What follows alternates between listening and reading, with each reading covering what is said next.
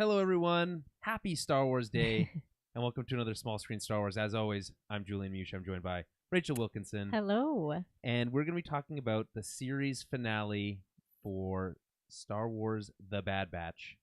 Mm-hmm. That's Season 3, Episode 15, titled The Cavalry Has Arrived. Great series finale. Yeah. If I'm being honest. It was awesome. Yeah, I really enjoyed Loved it. There's some people out there with mixed feelings. Obviously, Really? It's not perfect. I don't think it's perfect. Oh, okay. But it's pretty it's good, in my really opinion. good. Yeah. Yeah. So we'll get into that in depth. There's a little bit of Star Wars Day stuff to touch on before we get into that, and then we'll dive into the 49-minute finale. Thank God. Yeah, I know. I saw the timestamp. I was like, okay, good. Yeah, because like, who are we kidding here? Mm-hmm. 22-minute series, penultimate episodes. Yeah. It's okay though. Whatever. They made up for it. Yeah. Because man, I was a mess coming out of this. So it's been a really crazy week for me specifically, between work and then other activities, including the show, and other things. I'll get into some of that stuff. That is to say that despite having done this the exact same way for 3 entire seasons of the show, Yeah. we have to cheat a little bit this week. I'm going to be using the Wikipedia recap to recap this. Mm-hmm. Fortunately, extremely thorough. Okay. But obviously not the intent of like how the show has been, and I do feel bad about it because there's just not been any time. Mm-hmm. And with an extra 49, like, typically it takes me about an hour to do the notes for a half an hour episode, give or take, a little bit less depending. I try my best to shorten it, but then I get into these things like, oh, I want to mention this, I want to mention that, I want to mention this, and then I'm pausing it constantly, and then it turns out to be an hour. So this was probably going to be, I needed at least 2.5 hours.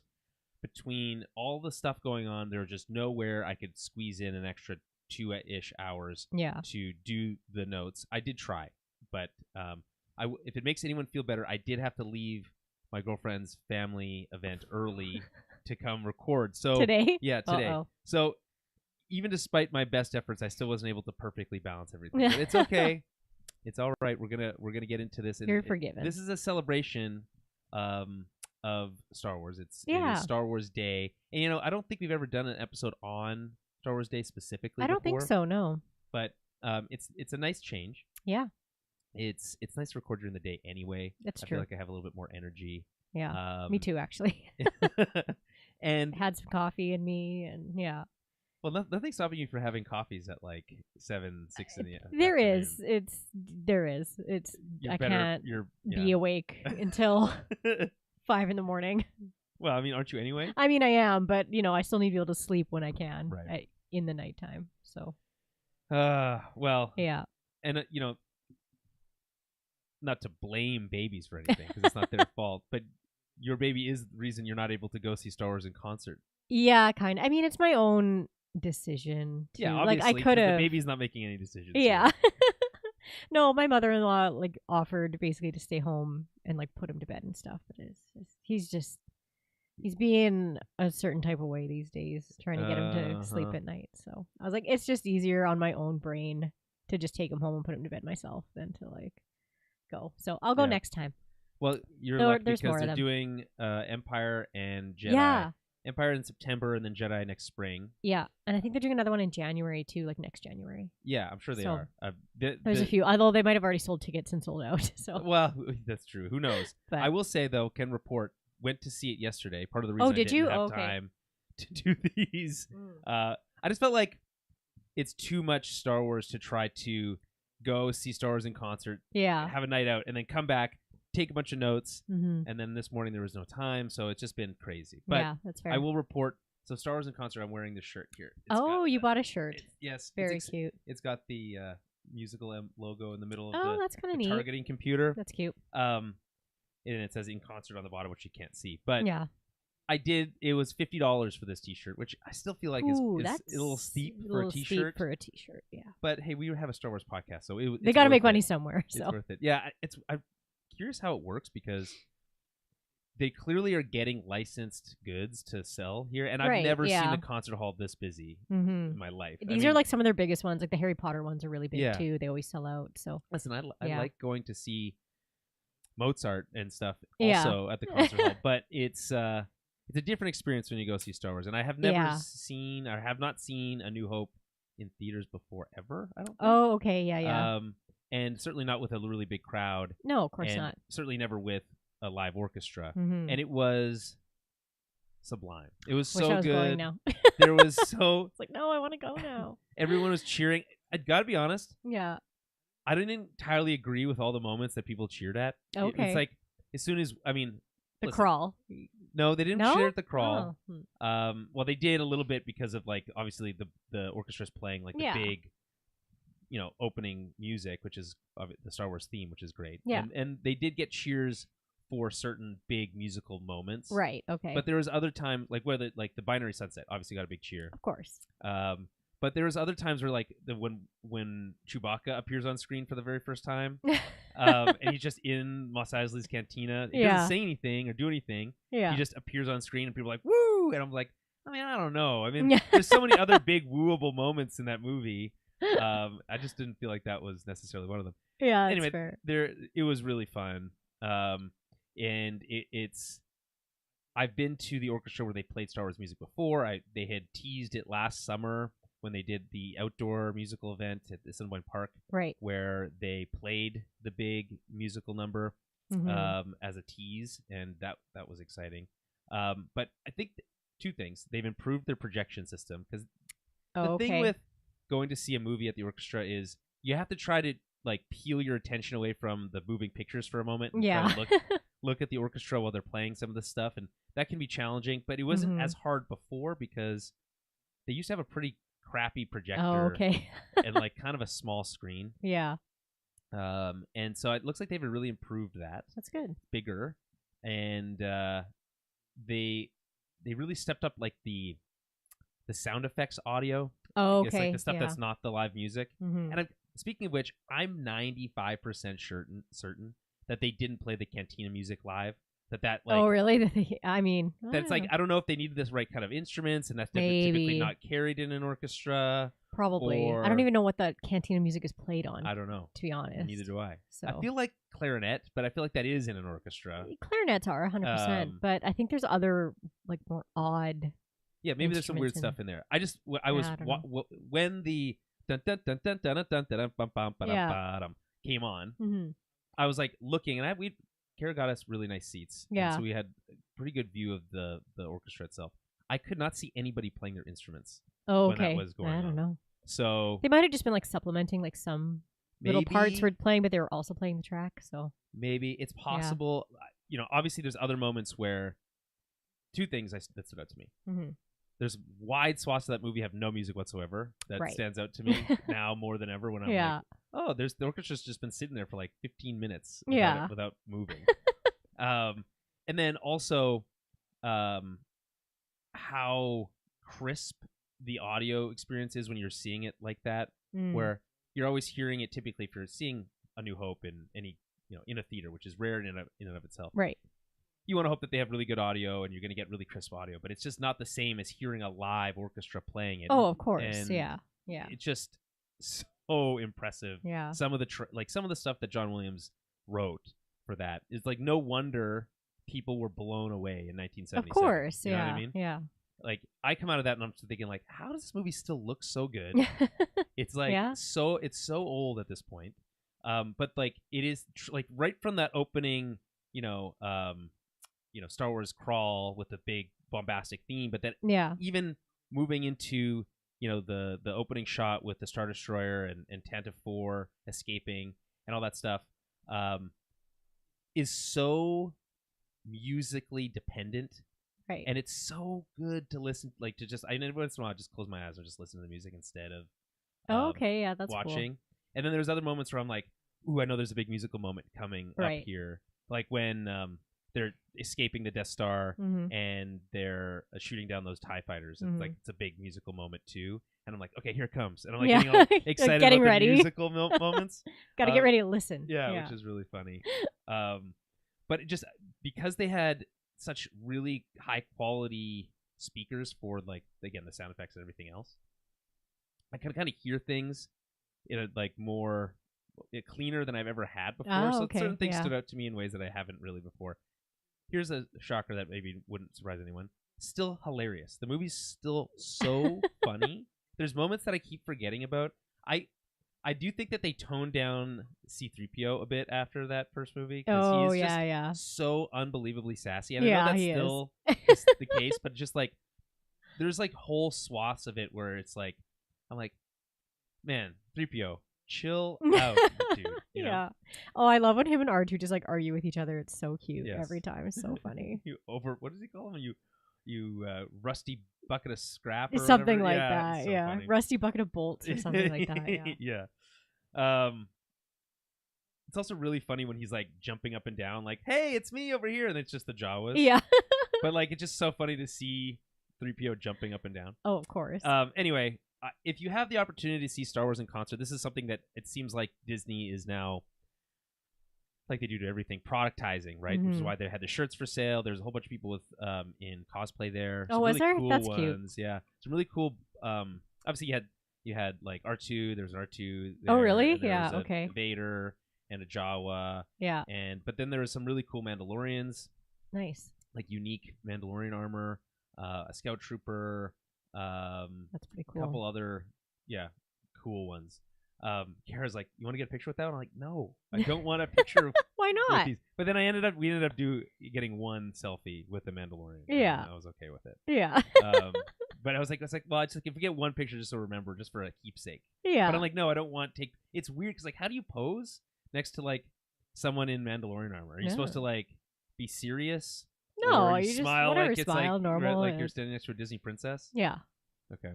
I also revealed 100%. to Kara that Princess Leia is a Disney princess, and she was like, "No," and I was like, "Yeah, I mean, technically." Yeah, she would be, kind of. Yeah. Now she would be. Yeah. Think about it.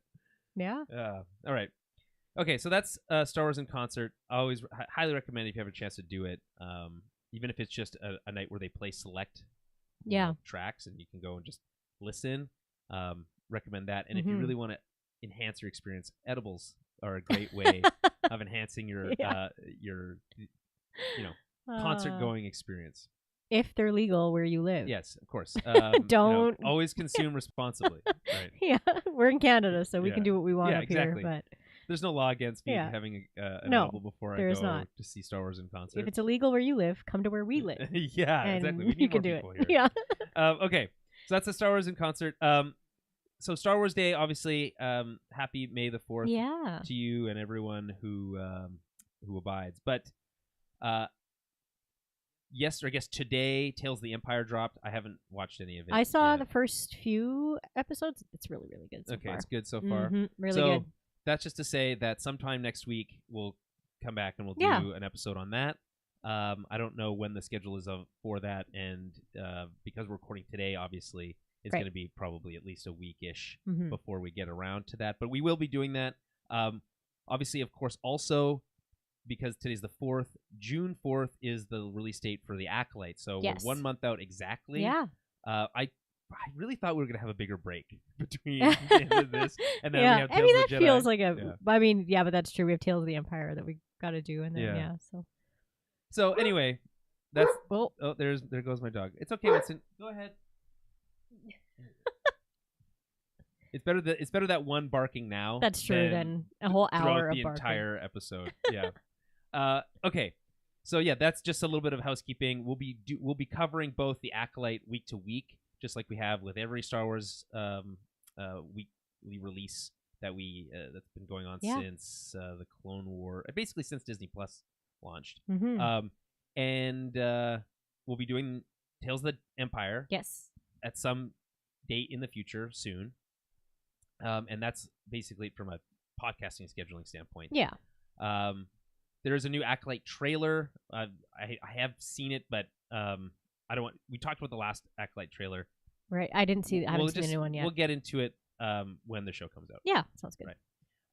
And then in terms of like what else is going on for Star Wars Day, you can go. It's really easy. You can go to starwars.com/news/happy-Star Wars Star-Wars-Day. and you can find a whole list of things. So there's, again, you can watch Tales of the Empire. There's a new Acolyte trailer. Play Fortnite for a suite of new Star Wars content. Cross Battle Royale and Lego Fortnite, Rocket Racing, and Fortnite Festival. Get full details on a new droid design contest from Autodesk and Lucasfilm. See the new commercial from Apple and Lucasfilm starring Star Wars fans. View the trailer and get details on Star Wars costumes coming to Fall Guys on May 7th. I didn't know that Fall Guys was still going. Glad to hear that that's the case. Watch the new animated short How Not to Draw R2-D2, narrated by Mark Hamill. Okay. Experience the Skywalker saga and Star Wars: The Phantom Menace on the big screen. I talked about this on the with Jeremy on our monthly film club episode, which we just recorded. It is available if you're a patron. You can find that in the Patreon feed right now. We did The Quick and the Dead from 1995, and I'm going to tell you guys one of the coolest movies I've ever seen. Really? 100%. Interesting. If you like Star Wars and you vibe with the Western thing that they do every once in a while, you will love this movie. It is stacked cast. Right. Yes. Sharon Stone. Is it Leo in it? Extremely young Leonardo DiCaprio, but crushing it. In fact, is this like what's eating Gilbert Grape age? He's Leo? like a teenager. Okay, yeah. He is a youth. A youth.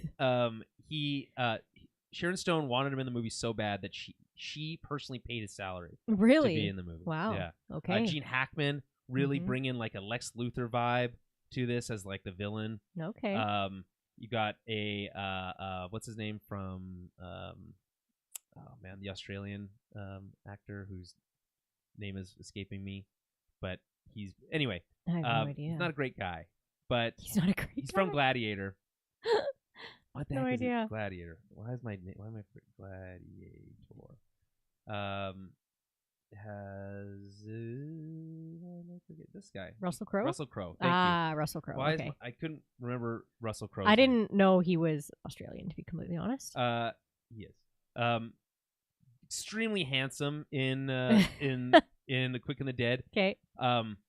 About 5 years before he does Gladiator, but he's bringing the stoic Gladiator presence to this movie. It's really cool. It's essentially a quick draw tournament. Okay. So you get people like twirling guns around, and it's directed by Sam Raimi. So you get like really stylish action, really fun camera moves, top-notch acting, really just oozing cool the whole time. Okay, then. So recommend that. Anyway, back to what I was originally saying, which is that episode 1 is in theaters now.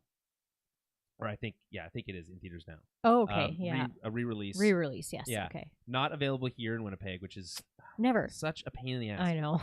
Toronto, Montreal, of course. Edmonton, Calgary. Why Edmonton and not here? Edmonton and Calgary, and Vancouver. And then I emailed. So Cineplex. we just skip.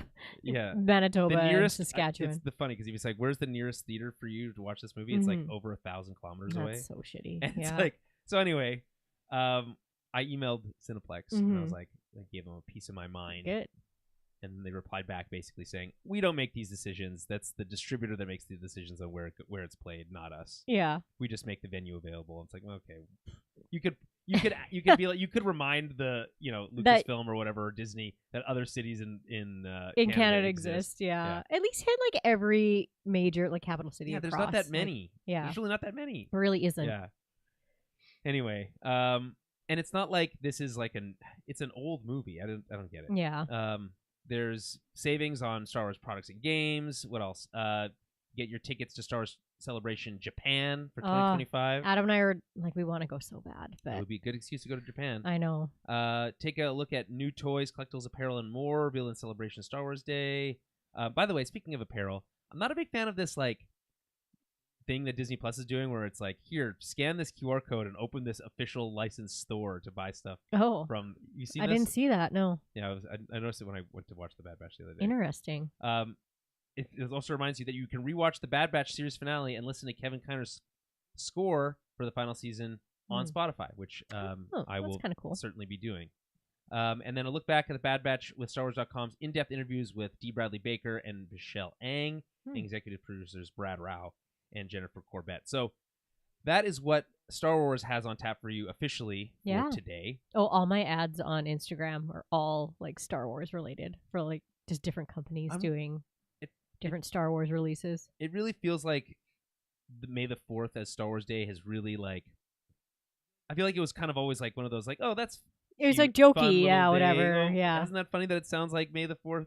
Yeah, it just blew up. Yeah, and now it's like no. Now it's like an official holiday practically. I might start having to take it off work. Yeah, Adam and I kind of like say it's a holiday in our house. Is. It basically is. Yeah. We're gonna buy our wedding rings. From like those Enso. I don't know if you ever get ads for the Enso rings. No. I was like, I'll plug them. Maybe they'll sponsor us. Oh, that'd be cool. Okay, yeah, go ahead. They're like silicone rings. Okay. So they have like a bunch of different designs, like across tons of different. So why silicones are like they're squishy? They're like like squishier rings. So whatever for like work and that kind of stuff. And they're good for I don't know like dudes if you don't want to wear like a metal ring or if you work in construction or if you work in I don't know. There's a bunch of different reasons why they're nice. Yeah. But they have Star Wars ones, and they have all kinds of different designs, and they got really good deals right now. So, for May the 4th, so we're gonna get our wedding rings. You don't have an engagement ring already? I do, but you get a wedding band too. You get a wedding band and a ring, but I'll probably just wear the band and not the engagement ring as often because this is like a family heirloom. Right. Okay. So it already makes me nervous that I wear it all the time. If you're wearing anything that is an heirloom, you have to be extra careful. Yeah, and it's like on his side of the family too. So if I lost it, I'd be like the worst person in the world. Okay, let's not do that. Yeah. Well, that's cool. All right, hear that? Was it Enzo? Enso rings. Enso rings. Enso rings. Sponsor us. Call us. Yeah. Call me. Yeah. Website towerbabble.ca. Email address towerbabble@gmail.com. Yeah.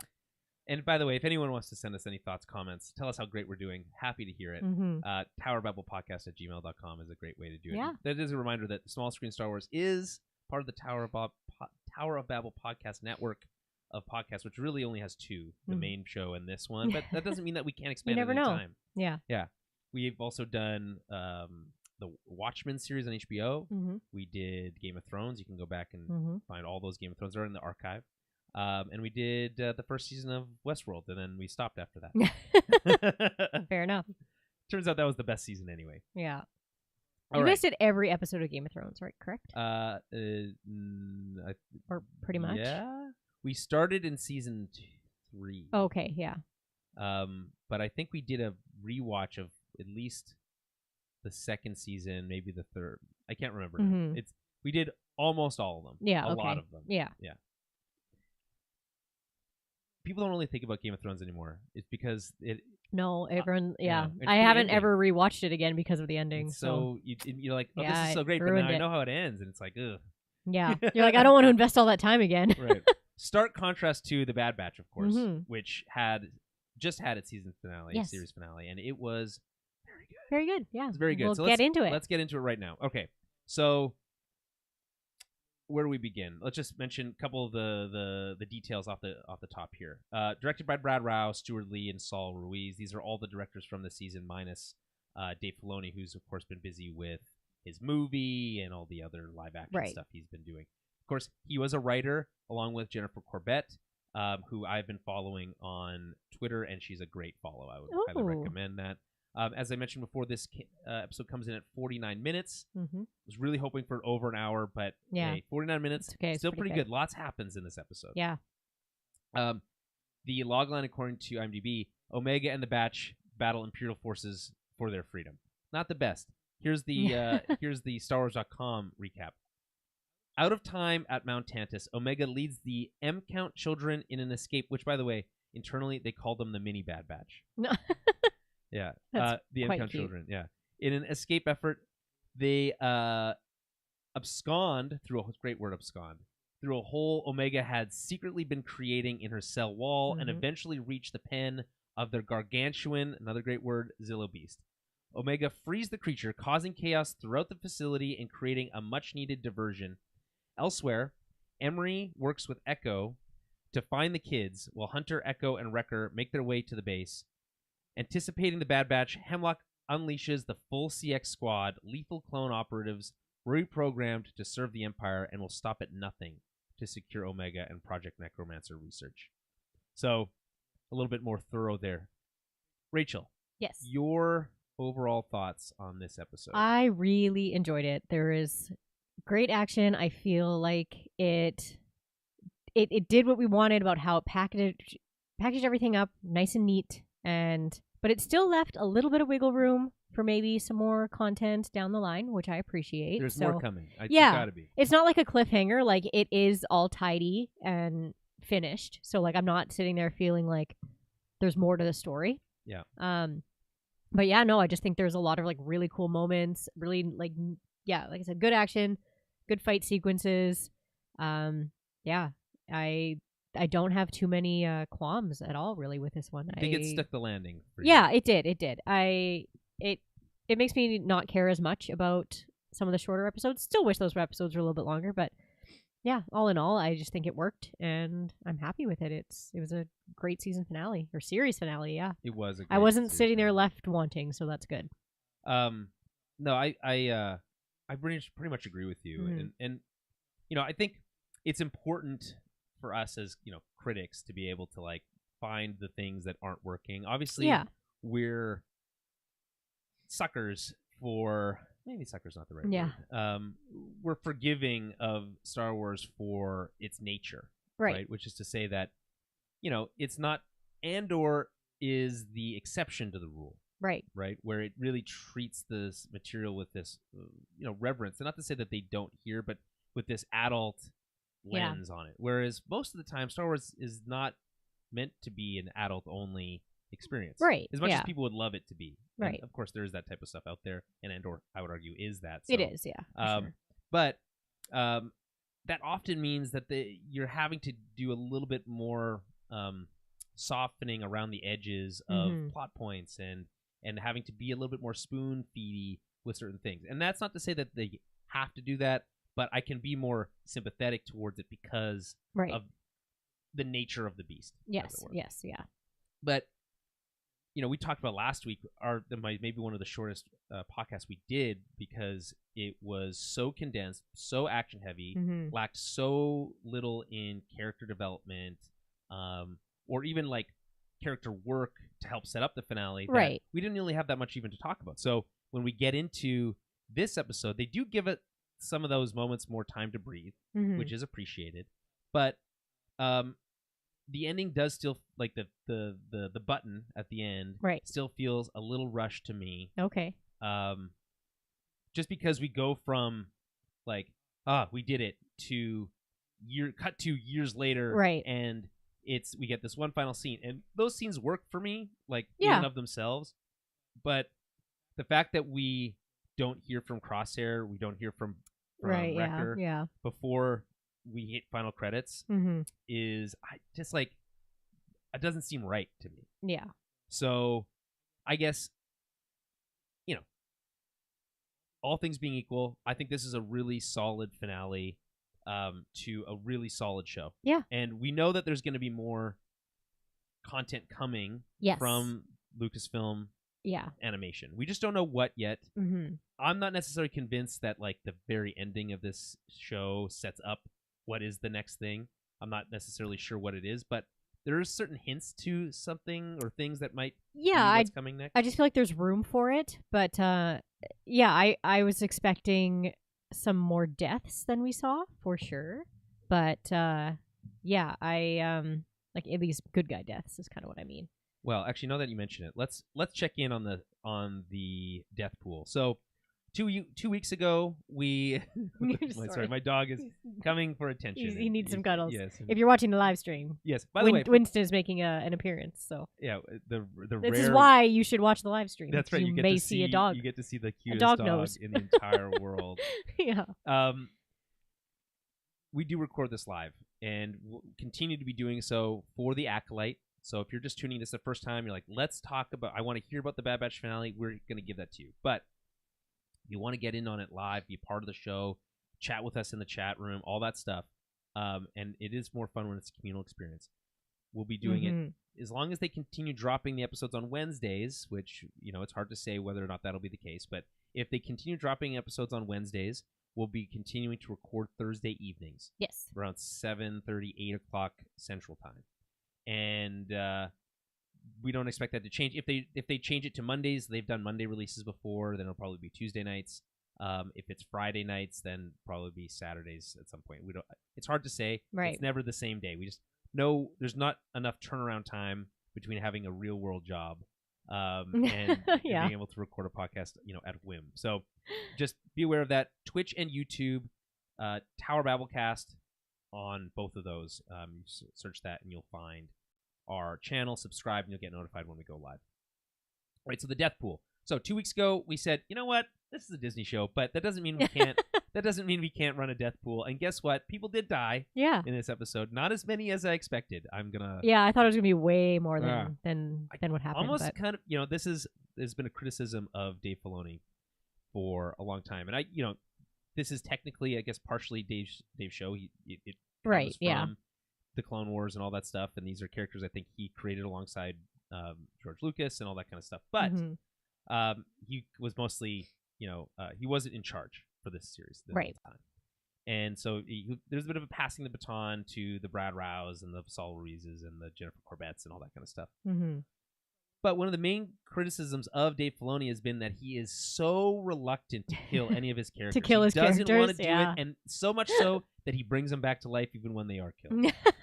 Yeah. So, there were some close calls. I definitely was a little worried about Wrecker for a minute there, and I was like, oh, they might actually kill Wrecker. Okay. They try to have their cake and eat it too a little bit. I feel like. Yeah. So I was like, okay, but yeah, in the end, bad guys die, good guys don't. So right, Crosshair loses a hand, but that's par for the course in Star Wars. Everyone loses. Yeah, I was like, it's not even a big deal in Star Wars anymore. Right. And that's his bad hand anyway. So he can get a robot hand, and it'll probably work better. Yeah. There was a really good point, and this is beyond my kind of expertise, but in the Screen Crush recap, Ryan Airy, friend of the show, mentioned that moment, him having his hand cut off, allows Crosshair to leave behind physically his trauma. Yeah, absolutely. And I just think that's a brilliant concept. Yeah. He's been fighting this hand, and then he shot with his left and was totally on point. Was fine, yeah. Right? It's pretty cool. Yeah. You gotta stand for Crosshair. The fact that he's still alive and out there, oof.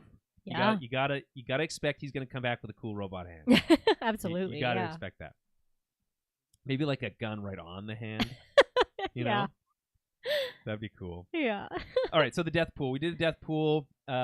We gave 5 slots to say who do you think is going to die going into the series finale. We thought there was potential that people would die last week. No one did, so we rolled over to this week. So just a quick recap of who Rachel and I selected. We both picked Echo. We both picked Crosshair. We both picked Nala Se. We both picked Hemlock. And then you picked Scorch. I picked Clone X2. Right. Basically very similar. Yeah. We also had friend of the show, Ray Mills, also nice. Thanks, slot Ray. In. Rampart, love the use of the full name Vice Admiral Edmund Rampart. Yeah. Points for that. Nala Se, Wrecker, Echo, Dr. Royce Hemlock. So, obviously, again, this is full spoilers. That shouldn't be a surprise at this point. Yeah. We've already talked about the finale and the end and all that stuff. So, what did we get right here? Ultimately, none of the heroes died. No. That's the big surprise. The fact that Echo escaped. He did lose his no armor though. That is unfortunate. Yes. Yeah. He'll be cool all right. Armor. Crosshair lost a hand. I think that's partial points. I think. What? Yeah. Okay. Partial points for losing a hand. His hand died, so that's kind of something, right? Yeah. I think, and partial points for Echo losing his armor. That's like ridiculous. That's almost like his skin, basically. Nala Se and Admiral Rampart go out together in a really, really cool moment. Yeah, I props to her for that. Yeah. I loved it. She kind of knew what she was getting herself into, and Rampart was going to weasel his way around. And she's just like, no. Everything about that moment where he's like, oh damn. Yeah. Yeah. Yeah, it was great. Right. It's died a fun. Weasel. Yeah. Died as he lived. Yeah. Real weaselly. Yeah. Yeah. And then of course, obviously Clone X2, Hemlock goes out like a absolute bitch. Just shots to the chest. Yeah, all they missed was a shot to the head. That's I feel like true, that would have been the ooh. Anyway, he falls to his death on top of having, holes in him. Was Clone X2 even there? Yeah, he was. Are you sure? Yes. 100%. I thought those were all new. No, he was Clone there. X's. That was his ship. Was it? At the end that they blow up. Fine. All the Clone X's are dead. Yeah, I was like, are you going to steal points for all the Clone X's? I think like if you, I guess yes. Julian's going to give points. I'm giving points. Julian's going to give himself extra points for all the Clone X's that died. So I got to give wins. Ray though, like Nala, but Rampart, Nala say he went with Echo and Wrecker as well. Yeah. Which no, he went fair. with Wrecker. We had Crosshair. Right. Yeah. Fair pick because he was already injured. Like that's right. Yeah. And Hemlock. Mm-hmm. Hemlock was a lock. If you didn't use Hemlock, it's like Yeah. Come on. Nala Say also felt realistic to me because it's like we never hear of the Kaminoans ever again, so right. Seemed likely. Shocked. Okay, let's just pause here for a moment. Okay. How surprised are you that none of the heroes actually none of them died? Very. I thought we were going to see at least one. I thought it was going to be at the very minimum Echo or Crosshair. Yeah. There's no chance it was ever going to be Hunter, hey? No, it was never going to be Hunter. I was Yeah. pretty sure it wasn't going to be Wrecker because I don't know, he's just too like goofy. It's like it's like killing a kid. It's like killing a kid, yeah. But I mean that one would have hit probably harder than Echo or Crosshair. Would have been more sad. Yeah. But the only thing I'm thinking of outside of this though is since we didn't see since Echo doesn't die, right? That does leave a storyline, right? So it's like he's doing this whole like clone revolution stuff with Rex, and then like we need to, not that we need to, but there's a story there as to why he isn't with Rex in the end, right? Well, so there is still that story and like how they get Wolf on board, right? So because he's still working for the Empire at this point too. I don't think so. I think he's in jail. Oh, you think he's in jail? Yeah, maybe he could be for messing up the whatever that last that last mission that he had. Fair enough. Yeah, his other troopers probably told on him, but or Clone X told on him or whatever. Yeah. But no, I 100% thought we were going to see the end of Echo here. I did too, and the thing is, Echo's a great example of a character that has died and then they brought back. Yeah. Right. Yeah. And so it's not a stretch to say, well, okay, we're gonna not right the wrong, but we're gonna close the loop on this story, and we don't see him. Canonically, this is the furthest in the timeline we've ever seen Echo. Right. Yeah. Right? Mm-hmm. Whereas we know with Wolf and Gregor and Rex, that we see them later. They see them much later, and most of them live as recluses. Right. All the way through till the end of the Empire. Yeah. Well, at least to the end of the Emperor. Mm-hmm. But we don't know about Echo. It does make me think that you still have a very relatively young and healthy D. Bradley Baker. Yeah. To continue to use to tell these clone-related stories. There's clearly demand for that. Yeah. I don't know how many times you can go back to the well and keep telling clone-based stories. No, but I personally never get I tired feel of like it. there's one more story with those clones, and it's about Why the did they revolt retire? and about it's about the whole clone revolution, what happens with that, and like why they end up just going off on their own and hiding, right? But for the most part. So yeah, I'm interested in seeing that story if they ever feel like doing it. So here's I'll give the show props for this. They killed Tech last year. Yes. And two things. Didn't bring him back, thank God. No.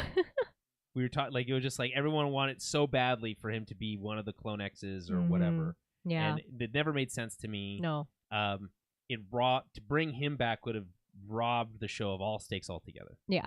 And so you give the show credit because they kill Tech in the season 2 finale, which I think creates an atmosphere where anyone can die. Of course, yeah.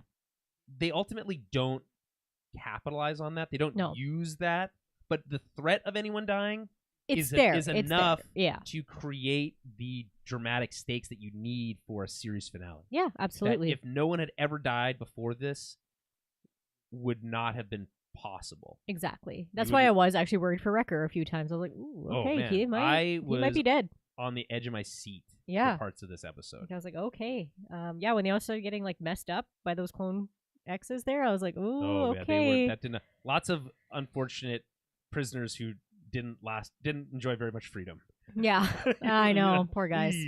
I know. It is what it is. Fodder. But I will just say, despite them not, in my opinion, having the balls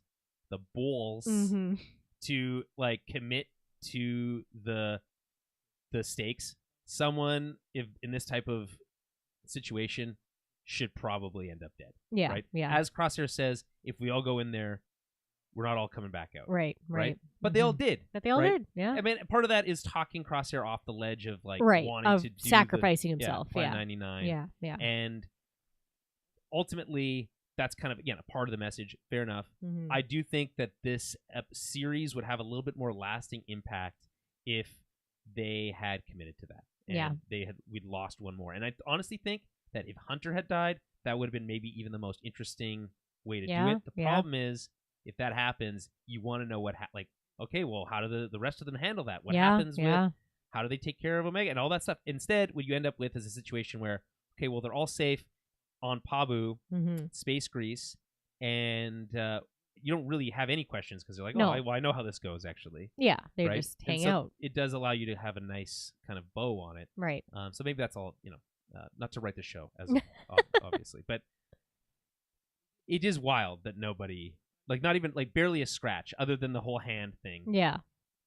They are beaten up at the end, ultimately, but, not, I wouldn't say anyone's near death, really, except for maybe Wrecker. They pretty close. Teased at that. Yeah, he's pretty close to the. But he had as like a moment of like adrenaline to pull through at the end. All right, so let's get into this scene by scene as much as we can here, given that I didn't make these notes on my own. All right, so I guess quickly before we do that, as a classic tradition to wrap up the series, we'll do a IMDb user review, and we should check to see if Jaskala left one before I go too far. Just look for the ones that have all the exclamation marks. Lots of what's interesting is obviously a series finale is going to get more attention and all that kind of stuff. Of course, it's just interesting that we don't see. We have read reviews from James Urich before, and in fact, I'm pretty sure last week, and I'm pretty sure they echoed our sentiments entirely. So let's see if that continues to be that's true. They gave it a 10 out of 10, worth all the build-up. This episode delivered on everything you could want in a finale. Not only are there satisfying wrap-ups for the characters, but there are also action scenes so tense and impactful that I had to go back and rewatch them multiple times. The build-up of the entire series, and especially the last few episodes, paid off in spades. In a vacuum, this could have been a generic Star Wars rescue mission, but the rest of the show before made sure every character and every action had meaning, keeping you on the edge of your seat the entire time. So much of it is done so well that I just couldn't help but smile throughout the entire ending. I'm glad to have stuck with this series since the first episode aired, and it gives me hope that Star Wars, and especially Star Wars animation, can still deliver heartfelt stories with compelling characters and meaningful action. Agreed, James. Totally agree. Personally, I wasn't smiling necessarily at the end. I was crying. It worked for me, the choice to have Omega hug Crosshair first. That was like, I was already like, oh, this is sweet, and then that gutted me. And then that whole epilogue sequence was just a waterworks display. It's just so sweet. The sentiment of like family and of course, protection and love, it just comes through so well. And it's always been a through line of the whole series, but I just feel like it really sticks. Anything you want to add to this? No. I think it's a great review. Okay, so let's get into this then. We start at the they've named these sections. So, intruder alert. Several gunships depart Tantus Base to patrol the jungles of Wayland. Meanwhile, Hunter, Wrecker, and Crosshair make their way through the jungle to Tantus Base, which lies 5 clicks away. Inside the base, Dr. Royce Hemlock orders his TK stormtroopers to guard the Tantus Vault until the lockdown is over. Commander Scorch informs Hemlock that one of the insurgents has been captured. As Hemlock heads away, some figures scurry through a corridor. At the detention block, Hemlock meets Edmund Rampart, who is still dressed as an Imperial captain. When Hemlock remarks that Rampart has aligned himself with insurgents, Rampart quips about the security breach on Tantus base. Hemlock, in return, chides Rampart for not understanding how clone troopers think, despite his time with Camino.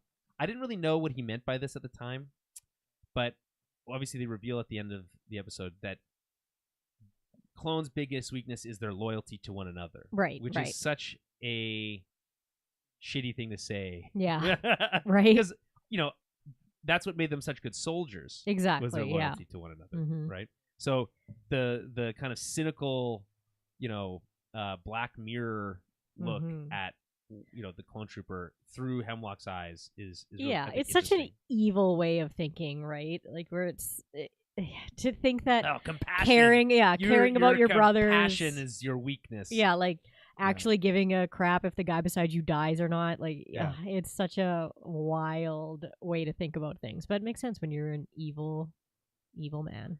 And I mean, the thing, classic. He's got a lot of like supervillain tropes happening today, because like you down to the not revealing his plan to anybody but himself, including his like lieutenant, Lieutenant Commander Scorch. I think, who is like, well, wait, what do you mean? Why would we send out our air support to track down this giant beast when we have these clones coming? And he's like, you wouldn't understand. Yeah, just do it. Just do it. Like, okay, right. And as we know, one of the Empire's greatest weaknesses is the fact that there is poor communication. Internally, on purpose. Yes. It's like that's not a bug; it's a feature. In the Empire, it just so happens almost always benefits the the good guys. The good guys, of course, to infiltrate. Okay, so you gotta love also Rampart's whole like attitude here. Yeah, it's very striking because we talked about last week how Rampart had this whole like, oh, you are totally gonna be selfish to Crosshair and all this stuff. None of that comes back, right? Which I think find a little disappointing. It felt like they seeded that and then didn't do anything with it. But then also he seemed really defeated at the end of last episode after he was captured. But then he's like very hoity-toity in his prison cell, even down to the like his kind of own self-own, where he's kind of like, I fail to see how this child is of value to you. It's like, well, no shit, you don't see it. You're not employed by the Emperor anymore. And B, you're not a super evil scientist like me. Yeah, exactly. So like, why would you know? Yeah, why would you know? Exactly. I do like how he doesn't really reveal anything, but he does take the time out of his day to gloat. Yeah. To like an old political rival, I guess. So Rampart quips about the security breach. Hemlock in return chides Rampart for not understanding how clone troopers think despite his time on Camino, explaining that he anticipated that Clone Force 99 would attempt to infiltrate Tantus base in order to recover the young clone Omega. When Rampart questions Omega's value to the Empire, Hemlock explains that he is working on a vital Imperial project which makes him indispensable, unlike Rampart, which is a pretty good like burn. Oh, yeah. Pretty sick burn. I'm indispensable, unlike you, who they literally threw on the bus. Yeah. You're so dispensable that we could just throw you in. You're a high-ranking Imperial that we can just throw in jail. Reason. Yeah, exactly. Yeah. But obviously, it puts that seed in Rampart's head, right? For later when that's that's basically the whole reason why he's trying to get that info later, right? So that he can be indispensable. He'd be indispensable again. Not a great plan. No. Anyway, after Hemlock leaves, Rampart gazes at the Kaminoan Nalase, who is held in an adjoining cell. He doesn't say anything, but this does ultimately set up the more interesting kind of final moments for those two, which comes full circle because Rampart, obviously, who was in charge of that program, was kind of her boss at one point. Right, in a kind of a roundabout way. And then again, obviously sewers them with the whole, Topeka City bombing situation, right? killing most of her species. Yeah, her species and everything. And, stealing her research and all that kind of stuff. Yeah. So we move to the escape. I did mention, briefly, some really interesting things. So just to rewind just a smidge, the very intro sequence different this week. So much so that they noted it in the where is it? In the StarWars.com. Here it is. So you'll notice that, and this is just a quote. This episode opens with a unique musical theme. Yeah. Instead of the usual quick percussion-based passage featured in previous installments. You think of like the snare drum that we've had since the very first episode. Right? We don't get that. Instead, it's slower, darker, very similar to the red Clone Wars stuff with the green text that we saw in the final season of the Clone Wars. Yeah. Right? And then I've always loved how they played around with the title sequences in general, because the very first episode of the Bad Batch starts with the Clone Wars, and then it burns away. Yeah, and then it's the Bad Batch emblem. So that's really cool. They do something similar here. I wonder if this will be a kind of a foreshadowing to kind of what we get next. Which, as I mentioned before, there's some hints about what might be coming next. The introduction of the Imperial class Star Destroyer in this episode at the very end is, I think, a hint, because Star Wars animation, or animation in general, relies really heavily on libraries of assets. Right. So you can retell, or you can tell stories with, Star Destroyers, repaint them if you need to or whatever, but you need to have the base asset, and it's hard to make those. Right. And historically, they haven't been able to just pull over the one-for-one models that you have from, the movies. Right, yeah.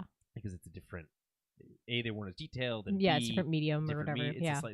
That's not to say that they can't use some. I'm pretty sure they have used some in the past and retooled them, but generally speaking, they haven't reached that level of fidelity. I'm thinking that Star Wars animation is reaching that, where they could use some of those models more kind of one for one. Right. The fact, I will say that the Imperial class Star Destroyer does look really great. It does, yeah.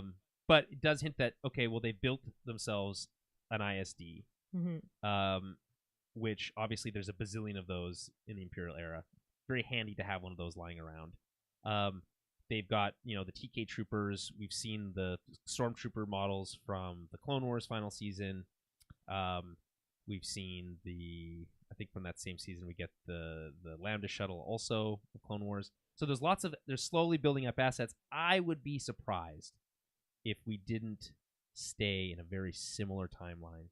As you mentioned, either the clone story or even, following Omega with the rebellion, right, and using those assets as a baseline to say, okay, we're going to stay in the Imperial era for now. Yeah. Because we did the transitionary stuff, which allowed them to more naturally transition their assets over from Clone Wars era stuff to Imperial era stuff, right? Both from literally character designs, but also just equipment and vehicles and all those things. So you now have this natural progression into, okay, we're fully in the Imperial era. We can really buckle down and double down on those assets. So that's where my head is at from that standpoint. And again, this kind of dark opening, in addition, the intro sees a slower fade in for the Bad Batch logo. Right. I can see this being used as a similar kind of style to what we get for the next whatever it is, because it feels like we're getting darker as we get. Absolutely, yeah. That include also, by the way, the Star Wars helmets that we always get. We didn't get that music. We get the Kevin Kiner theme playing over that, and no colors. It was all in gray scale, which is really cool. Kind of again hinting at that darker theme that we're going to see for this episode. Any thoughts on the first couple scenes, the intro? Anything? No, I don't think so. I noticed that too with the intro there, about how it was a lot quieter, right? It was oh, okay. And sometimes to me, I was like, oh, does that mean deaths are coming? Yeah, well, I mean, deaths did come. Yeah, but you know what I mean. Happened. There was deaths, but not the ones I thought. But yeah. Just quick pause to mention that Kevin Kiner is a Star Wars musical genius at this point. I just feel like if anyone is has been groomed to take over the reins from the theatrical from John Williams, the GOAT himself, right? Still alive, really impressive. Was he like 91 or 92 years old? Something like that, yeah. I think he said that he's willing to maybe do more Star Wars if the right opportunity approaches. He's like, he doesn't want to quit. Yeah. Right? And you got to respect that. But more so, in my opinion, Kevin Kiner has cut his teeth on animation. Creating his own themes for a lot of stuff.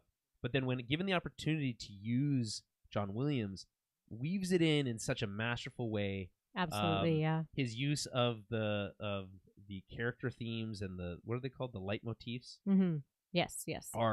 Is in line with what we expect from Star Wars. I think we've had different composers take on Star Wars over the years for Solo and for Rogue One.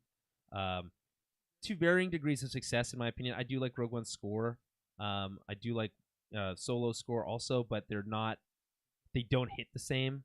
And there is just a feeling to Star Wars music that I think you need to try, that I think Kevin Kiner understands. Yeah, absolutely. So, I'd agree with that. If he's not composing, scoring the next movie, if assuming John Williams isn't doing it, I don't know. I sent a sternly written email to Cineplex. I will do it to Lucasfilm. Yeah, fair enough. Yeah. Okay, so let's move on here. Meanwhile, in the central lab, Dr. Emery Carr warns Echo they need to move due to the risk of being discovered. Echo is still determined to find information about Omega. Carr explains that the records are heavily encrypted and that Omega is being held in a heavily guarded vault. When Carr offers to help him get inside, Echo asks why she's helping him.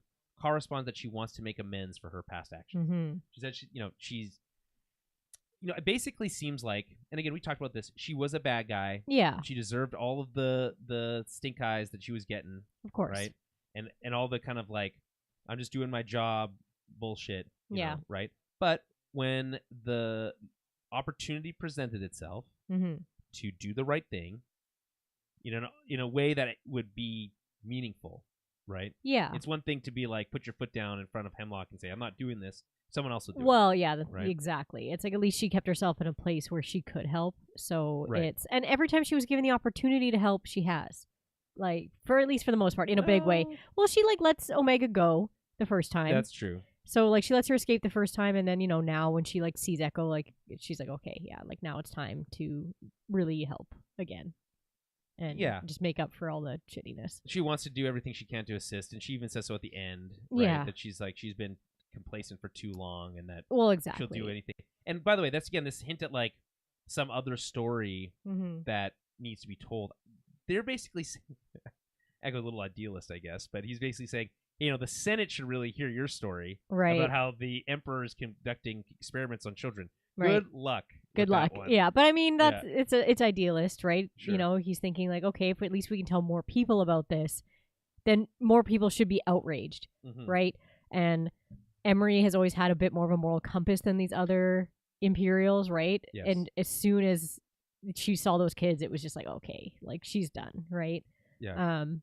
So yeah, I mean, it makes sense to put her, because she's coming from someone who worked for the Empire, right? So coming from her, it has more weight to it than if it's just like Echo or someone saying like, oh, hey, I saw this, right? Right. She's like, I actually worked there.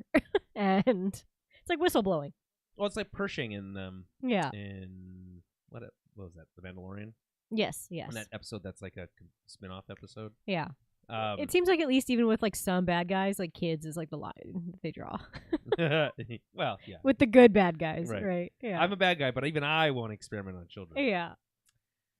So inside the Tantus vault, speaking of which, Omega briefs her fellow prisoners, Jax, Eva, and Sammy, about her escape plan. The toddler Baron plays with toys while sitting in Sammy's lap. Eva is skeptical, but Omega is optimistic because her squad is here and she is training. Omega reassures her friends that she's been trained for this and tells them that to get into position. I love how she's like got them all like working in sync here. Yeah. And they have like a little like coded signal with the toys. With the blocks, yeah. It's cool. Putting their plan into action, Eva tells a Tantus medical droid that her game is not working. The droid says it's not part of its programming to repair it. While the droid is distracted, Omega stabs its processor with a screwdriver. By the way, first time that we're hearing that what she has is a screwdriver. Yeah. Always seemed more like a scalpel to me. Yeah. Immobilizing it, Eva, and Jax drag the droid away while Sammy cuddles Baron. Yeah.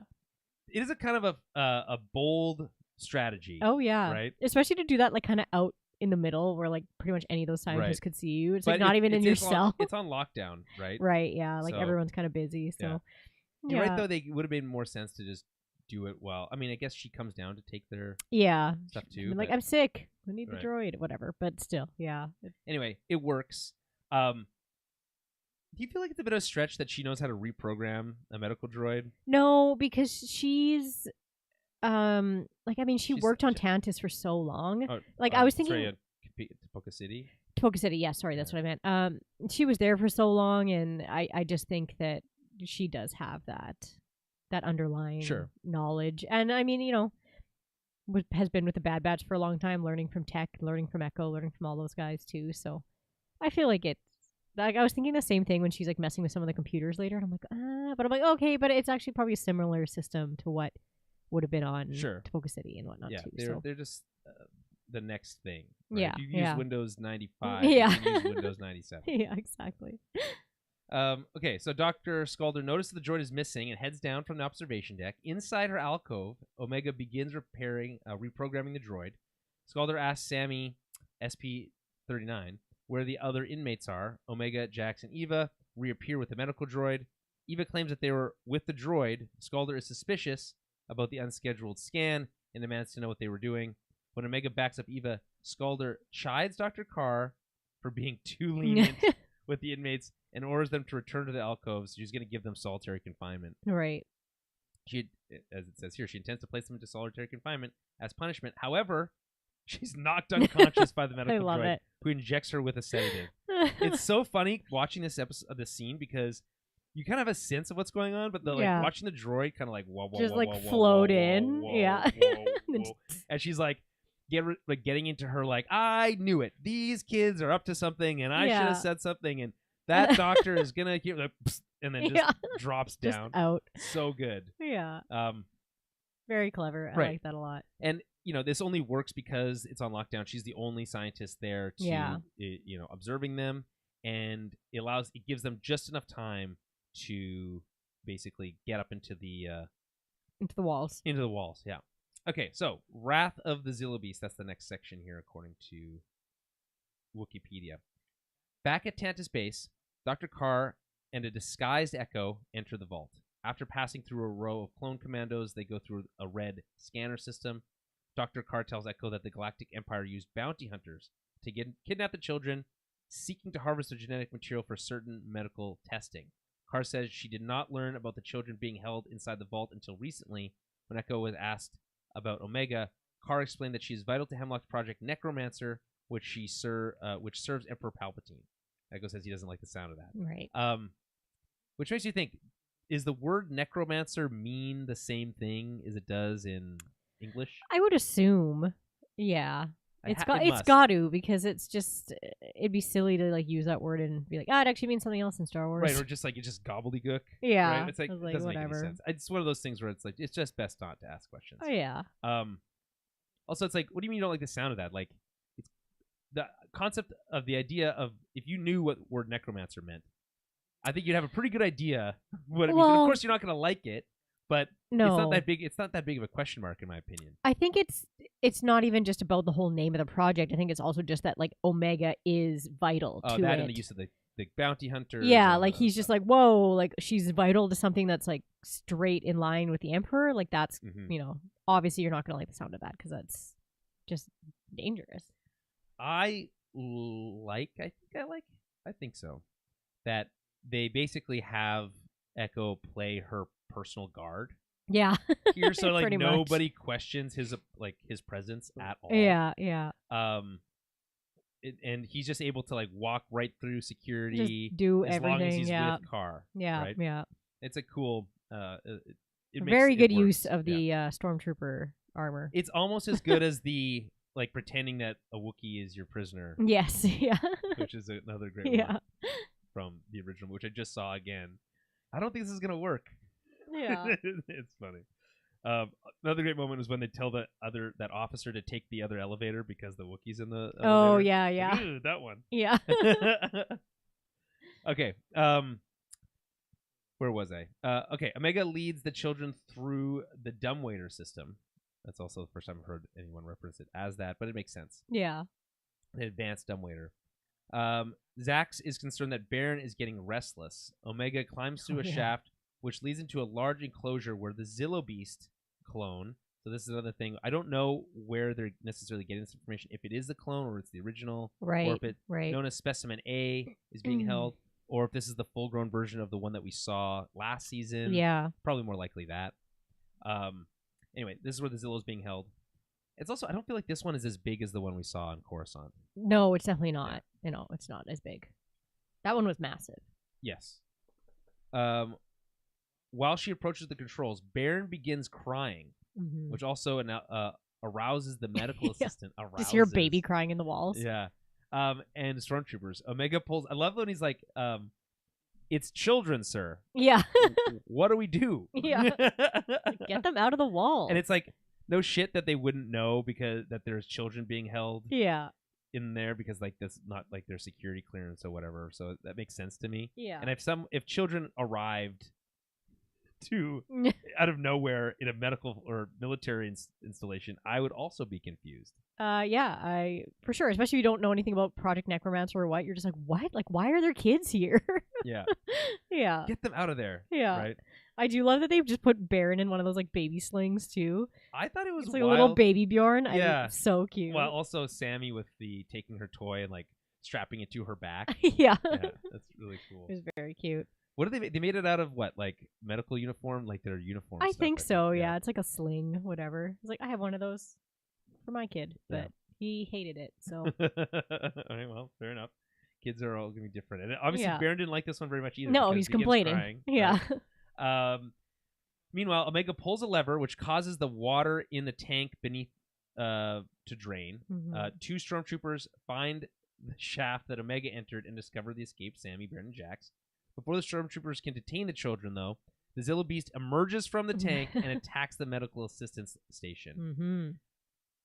Love the sound design of I don't know if it's the same. I would have to go back and like rewatch that early Clone Wars episode, but very T-Rex inspired. Yeah, it's like, very dinosaur. Yeah. Yeah. I would assume it's the same. I can see them changing it. They've been referencing Jurassic Park, I feel like, all season. Yeah, even the way like its eye, it does the Jurassic Park thing with its eye when it's like it narrows in as the water is like coming down in the tank. It's like, oh, it's mad. Yeah, that's how you know dinosaurs are mad. Yes, when they squint. When they do the squint. Yeah, with their with just their pupil. Their pupil. Yeah. Yes, and I mean, like just the way it busts out of this thing and then like does its big roar and then runs off into the jungle. I mean, that's very Jurassic Park. Oh yeah, inspired. I definitely thought we were gonna have more Zillo Beast chaos than we got, but I started thinking about it as it was happening. I was like, okay, if it does know how to escape, once it gets out of there, it's like who even gives a hell? Like, first of all, it's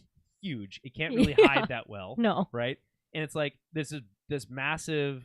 I mean, it's a big planet, whatever. It's not like there's a lot going on. There really isn't anywhere for it to go. No. So it's like, I think Hemlock is kind of like whatever. He uses the air cover as a diversion, as kind of like a red herring to be like, hey, look at us, we're distracted by this thing, but really he doesn't give a shit. It's like we can go get it at any time. Yeah. But he is smart enough to turn off the reactor. To turn off the reactor because he knows that it like eats energy. It eats energy, yeah. If it turns that off, then it has to go looking for it somewhere else. Yes, yeah. But you're right. I mean, I could have seen more of it. I still don't love the design. I know. It's just the paper fingers, like the flat, weird fingers. Everything else about it is like kind of fine. The weird arm up its back is also weird. But it didn't have a hand on its back. No, it's kind of more like an extra tail. A stump. I don't know. Yeah. But yeah, it's the fingers that kind of bug me on it, but whatever. Anyway. It's neat. Yeah. I just think it would have been cooler if it had massive claws, but. Oh, yeah, 100%. Yeah. Anything with giant claws is cool. I mean, those giant space bears have giant claws. Yeah.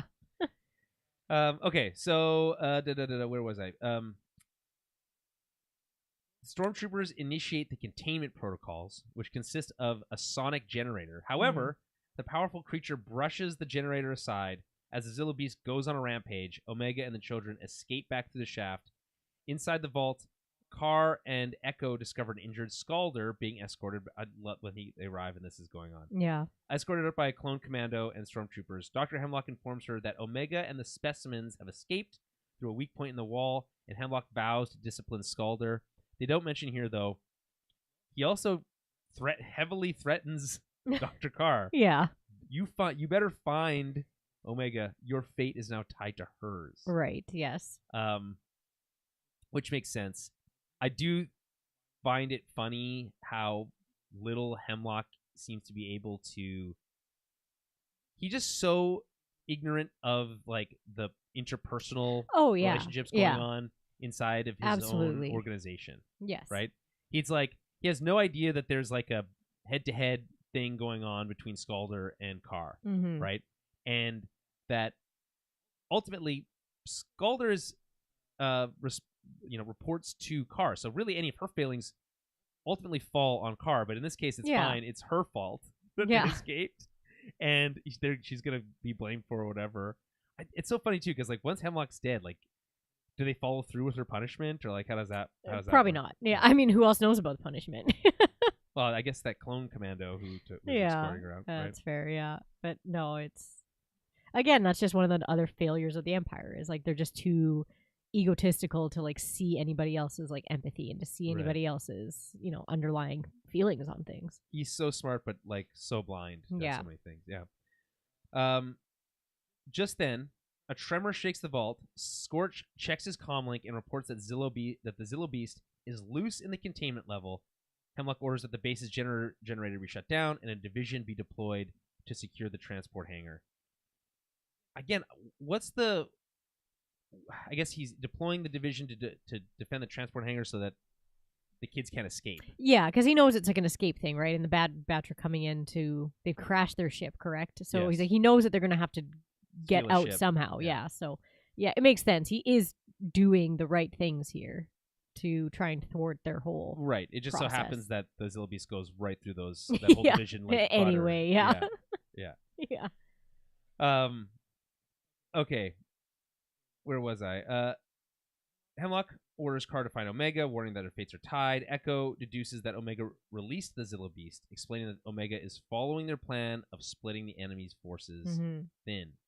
I like this deduction from Echo a lot, which is like this is her doing, and then the fact that the Batch also are like, is it Echo's work or Omega's? Yeah. No, it's Omega's. It's Omega's, yeah. She's like just too good at making trouble. Yeah. Yeah, Echo was a lot sneakier and quieter with the things that he does. Omega is not. Yeah. So, yeah. There is a satisfying element to the story just in general of seeing Omega, learn and grow and be trained as a soldier. Yeah. Right? Yeah. Which is also a little depressing because, seeing children trained as soldiers is kind of sad. Of course, yes. But having that come full circle and be like, well, because Echo spent a lot of time with Omega and doing a lot and like holding her to her training, and you got to do your training. He's always telling her to keep up with her training, right? Absolutely, yeah. And Tech always with quizzing her on things, and then when shit hits the fan, being able to say no when we taught her well enough to I can recognize her handiwork. Yes, right? Yeah. So that we can coordinate, even though we have no way to communicate with each other. We know we have a good idea of what we need to do to kind of to link up to execute together, right? It's really satisfying to watch. Okay, so stormtroopers enter the containment level where they are confronted by the Zilla Beast. Watching through a shaft, Zach notices that Baron is starting to sleep. Yeah. The Zilla Beast climbs the towering generator to reach the top. At the transport hangar, stormtroopers build a barricade and open fire on the approaching beast. So it climbs up stuff. We're used to seeing it climbing. It's like go-to move. we don't see it kill any stormtroopers, but it is heavily implied. Of course, yeah. And then mentioned later that it took out a whole division or whatever. Yeah. Doesn't it fully like eat a guy or like bite a guy? No. Okay. I want to say it like crushes one, maybe. Oh, maybe, yeah. Okay. But I feel like it cuts away before we see that. Probably, but yeah. They're using a lot of shadow, and I do think as much as I don't like the Zilla Beast design, they did a much better job of making it feel much scarier in this episode than it did ever in any other appearance. Except for, again, last season, the younger version is pretty cool looking. Yeah. So, got to give it that. And they do the whole alien thing, and it works. Yes, absolutely. This, obviously, the more Jurassic Park style, but you have to start with it in containment, so it kind of softens it a bit. But I do think it's an improvement. Yeah. It's the best it's looked. I also think it's so funny, too, that these stormtroopers or whatever, these troopers are going in, not stormtroopers, with blasters. Troopers, but blasters. And it's like, okay, you should know that its scales are impenetrable, basically. Like, what do you guys, you're just here to what? To annoy it? Yeah, like, that's the whole point of you. Yeah, just let it go. Yeah, like, yeah, if I were those troopers, I'd be like, fuck that. No I'm way. not going in there. I'd be like, with what? Like, it's impenetrable. Here, take the zappy stick. Yeah, the whole point of that thing being in the container it was is because we feel can't comfortable shoot it. with a blaster and a tiger in the same room. Yeah, exactly. Never mind. Like, be like, you guys go ahead. Yeah. I'm gonna go on the wall with the kids because exactly. no, thank you. They do forget about those kids almost immediately. Well, those are, they don't care. They get killed. Yeah. Super fast. Okay. Hemlock's ambush outside Tantus base. Crosshair finds that stormtroopers are patrolling the perimeter with Lurka hounds. At this point, I was a little frustrated that it was taking so long for the Bad Batch to get inside the base. I just felt like we spent all this time last episode, right? Like, getting there. Like, let's just go already. Yeah. But this scene's great because Wrecker regrets not bringing Batcher and struggles to hide his injuries. Due to Wrecker's deteriorating condition, Crosshair tasks Hunter and Wrecker with heading to the communications array to contact Rex when he infiltrates the base himself. Hunter and Wrecker disagree, saying they're a team. Crosshair counters that Clone Force 99 died with the death of Tech. Love this scene. Yes. Wake up, Wrecker. Yeah. That's such a great, just immediate, sit up and pay attention moment, right? Yeah. Wake up, Wrecker. Clone Force 99 died with Tech. You need to, grow up, basically. Yeah. Right? This isn't time for, because that is Wrecker's favorite line, which is, wow, we've dealt with worse than this. Yeah. But this time, it's all about sticking together. Yeah. Right? And it works. I did think that at the very least, they went as far as saying, no, let's contact Rex because we're gonna need the backup. Yeah. They ultimately didn't need the backup. Surprisingly, but at least they mentioned it. Because I remember last week saying, kind of talking myself out of this idea that, oh no, Rex and the rest of the clones are gonna arrive and be helpful. Yeah. But at the end of the day, I was like, no, actually, that's probably not gonna happen, and I'm glad that it didn't go that way. But at least it was mentioned. Rex name dropped twice in this episode, yes. but no appearance. I guess they didn't want to take the weight, it's not necessarily his story. Yeah, either, they didn't want to take the attention away from the rest. Yeah. Right? What do you think that Crosshair means by that Bad Batch died with Tech? That they without him, without one piece, there can't be a whole? Yeah, I think so. It's just they're not necessarily the same team that they were. Right. And yeah, I mean, to Crosshair too, this is more of a do or die mission, and it's not about them sticking together as a team if that's going to impede what they're there to do. So he's like, he's trying to sacrifice himself here. He really is. It's what he deserves. Yeah, he's just he's like, and I think he's also trying to say stop thinking of me as part of the team, right? We're not the team. Right. Let me That's go what I mean. and let me sacrifice myself. Right. Don't worry about me. This is more important, right? Right. You could be like, Clan Force 99 died when Echo left the team, or whatever, right? All these moments where it could have been that. He's emphasizing that it's still a great moment. I like that they included it here. We still see that Crosshair is carrying this guilt that he feels like the only way to pay it off. And we talked about this from the very beginning, right? That yeah. Crosshair, his inevitable ending felt like it was the self-sacrifice redemption arc. Yeah, it did. He does have the redemption arc, but he doesn't have the self-sacrifice. Mm-hmm. It's so much more satisfying in retrospect to see that despite losing his shooting hand, right? Right. As I think they call it, that he is able to overcome those things, still have that moment of redemption without having to sacrifice his life. And I think it's a lesson for him. Yeah. That redemption can come from other things other than just the sacrificing, the ultimate sacrifice. Yes. Right? Great moment. As a former prisoner, Crosshair says he knows that they are up against Intantis base. He warns that if they all go in, they're not going to make it out. He tells Hunter and Wrecker that Omega needs them both. Hunter and Wrecker insist on going into Tantus base together. As the Lurker Hounds began barking anxiously, the Zilla Beast emerges from the top of its containment facility. The Bad Batch decide to take the advantage of the chaos created by the Zilla Beast to enter the base. Inside the wrecked containment facility, Omega and her fellow escapees approach the ladder that attached to the generator. Jax is afraid of heights, saying he would make a poor soldier. Omega reassures Jax that her brother Wrecker is afraid of heights, but is still the strongest. She tells him to focus on what is ahead. Omega leads the way, followed by Sammy, who is carrying Baron, Jax, and Eva. Great little moment here for Omega. I've talked about how, satisfying it is to have Omega take this little leadership role amongst these children, and her ability to kind of impart this wisdom. Which is I think probably a little bit beyond her years, maybe, but of course, yeah. Seeing Wrecker, who's been the through line of him being afraid of heights throughout the entire series, gets kind of full circle here, and that's nice. Yeah. And Jax's whole I'm afraid of heights. I guess I'd make a poor soldier. This kind of self-defeatist attitude is so relatable for a kid that age. Yeah. Right. And she just no, I was just like you. You can be a great soldier and still have fear, right?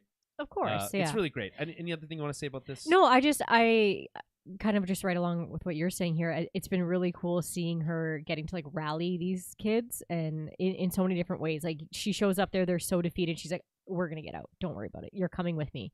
And every time she's giving them more hope, and she backs up these promises that she's giving them too. She's like, okay, she's giving them this confidence, and is creating exactly like you said, her own little troop here, which is great. The mini Bad Batch, yeah, and she's keeping them safe, and she's doing what she said she was, which is nice. These kids have been, I don't know, lied to and stolen and being kept in prison for how long, and finally they have someone that they can follow and trust. In some cases, I think it's years we're talking. Yeah, absolutely. Elsewhere, Scorch informs Hemlock that the Zilla Beast fled into the jungle after wiping out 2 divisions of troopers. That's so many. That's a lot. Just throwing people at this giant monster. Yeah. He calls for reinforcements, but Dr. Hemlock orders that the air support be dispatched to pursue the Zilla Beast. When Scorch warns that would help the rogue clones infiltrate Tantus base, Hemlock says that he's anticipating their move and orders Scorch to implement his plan. Hemlock enters a different section of the vault, which is hidden above a secure turbo lift. He opens several hibernation tanks containing numerous clone assassins. So this is the CX observation lab. We've seen it actually really ever since Tantus was introduced. A version of something that looked like this. This is from the Star Wars data bank. Hidden away inside Mount Tantus, the Empire has been working on a new squad of elite soldiers, codenamed Clone X Troopers. In the CX observation lab, unwilling test subjects are conditioned to serve the Empire as assassins, or they die. Yeah, that's the implication, I suppose. It's we hear that Crosshair didn't take to the programming or whatever. Right. But that he's improved his methods. It seems to imply that it's just a much stronger methodology that you either take it or die. Yeah. Because Crosshair was just locked up. Right, that's when we last saw him. Right. So it's an interesting change there that they make. Okay, let's see. Let's continue on. Meanwhile, Car and Echo enter the wrecked containment facility. They figure that Omega and her friends are climbing up the shaft that leads to the science hangar. Echo asks if she knows a shortcut. Elsewhere, the Bad Batch encounters several armed clone assassins and TK stormtroopers within the ruined science hangar, which is littered with burning wreckage and debris. Outnumbered and outgunned, Crosshair convinces his clone brothers they need to fall back. During the gun battle, Crosshair manages to shoot an Imperial pilot, causing the vehicle to crash. Hunter is trapped beneath the loose wreckage. Wrecker and Crosshair are ambushed by 2 of the clone assassins. Crosshair tries to reach for his gun, but is held down by CX2. C. Okay. C. Who says that he should be more careful with his shooting hand before lowering his vibroblade. Well, CX2 didn't have that vibroblade last time. So. It's true. He had they all had different weapons, so I assume they're all different guys. It was pretty cool seeing them. They were like Ninja Turtles. Yeah, kind of. At one point, I thought they were clones of the Bad Batch. Oh, yeah. I feel like one of them kind of had like tech goggles almost. Yeah, and one looked kind of like bigger, kind of like Wrecker. And I was kind of like thinking in my head a little bit that it would have been really sinister of Hemlock to clone the Bad Batch. Yeah. And then like use that as a trick to like try to capture Omega again. Yes. Yeah. That's ultimately not what happens. Right. If I was being, more, I was thinking a little bit deeper, I would realize that there's not enough time in the episode to introduce this whole new concept of clones, right? But instead we get these dark, reflections of them instead. So this is what StarWars.com says. In a way, this episode features 3 different Bad Batches: the original squad of Hunter, Wrecker, and Crosshair, and Omega, and the Vault Kids, jokingly called the Mini Bad Batch in the writers' room, and the new CX squad, who, like the Bad Batch, each have their own unique traits. I did like the look of them. Yeah, they looked cool. I was like, I thought so. The thing is I a little on the fence of this because on one hand we've seen how strong the CX troopers are, right, and we see how strong they are here because they take out their entire squad, basically take them out, right, and take out his hand, and it's fun to see anything chopped off in any animation, especially kid related, right? We don't see it, but we get to see the aftermath of it. It's tricky because they set them up to be such almost an impossible foe. Right. But then they also need to be overcome. Yes. But the way that they overcome them seems to be just by like trying harder. Yeah. And I feel like that isn't a satisfying, like it doesn't like they were already trying hard. Screen. Yeah. Because it's like, well, what are you doing different? Why are you able to beat them so easily now? Yes. Yeah. Right? Yeah. And so that's just a small nitpick, but it is what it is. Okay, elsewhere, Omega and her fellow escapees reach the top of the shaft, which leads to a hangar. Meanwhile, Echo and Dr. Carr see clone assassins carting away the... I did find that this is very convenient timing. Oh, yeah. They're like just on the stretchers. They're just watching them as they're going by. Carting away the captured members of the Bad Batch on hover sleds. Great use of the word hover sled. Through a corridor. Echo asks where they're being taken. Dr. Carr says she doesn't know, but it says it's somewhere well guarded. Echo says he's not too worried, but says they need to find the children first. Carr says they are in the science hangar. 3 stormtroopers corner Omega, Jackson, Eva, Sammy, and Baron before they can detain the children. Echo, who is in disguise as one of the troopers, shoots his colleagues. I don't want to say they're his colleagues. No, it's like whatever. his colleagues only by the fact that he's wearing that wearing armor. The thing, yeah. It's a cool little twist moment there. But at this point, you're kind of like, okay, well, the kids are pretty safe now. So you're thinking like, okay, now you have to go and double rescue. You have to rescue the kids and then the Bad Batch. No, I like the way they kind of tie up saving the kids. It's nice and it keeps them out of the way, right? So you're not like still worried about them getting hurt or like it was a good way to just kind of like send them off at Emery too. I know we're getting to that, but it's nice that we can just not worry about them. It's a smart writing decision. Yeah. It's like, okay, we got to get these kids out of here first, and then we can deal with more stuff, right? And it all makes sense, too, because you have, like, the distraction of the rest of the Bad Batch happening to keep and the Zilla Beast to kind of allow for what ultimately feels like a pretty easy escape. Yeah, honestly, for those kids. And they needed an easy escape because they're like kids. Literally carrying a baby and like, they're kids. So it's like, those kids needed a relatively seamless escape plan. Or not escape plan, but just way out of there. Right. Yeah. Echo is delighted to be reunited with Omega and proud that she and the other children have escaped their cell. Dr. Carr tells them that the shuttles are in Bay 4. When Eva asks if Carr is helping them, Carr confirms that this is the case, but says that they must hurry. Like, wow, you're helping us? Yeah. But it's like, well, yeah. At this point, it's like, what part of me giving you that toy didn't you pick up on? I mean, fair enough. As we said, even the kids recognize that she's technically a bad guy. Yes, exactly. When they reach the shuttle, Omega asks, where are Hunter, Crosshair, and Wrecker? Echo reveals that they've been captured. Echo tasks Carr with flying the children to a set of coordinates. Again, the idea that they would send them to Pabu where they were just picked up from seems like a bad idea. Yeah, I kind of thought that too. It's also not clear. Maybe it's possible that there was like intermediary location. There could have been. Yeah, there very much could have been. We just see them at Pabu later, so you're right. But yeah, I kind of thought the same thing. But I guess anybody. I mean, but that's later. That no one is left alive that would give a shit. But it's as of right now, it doesn't seem the best place to take them. But you're right. They could have gone to an intermediate point before there. It's possible. He didn't say, "Here, take this to Pabu."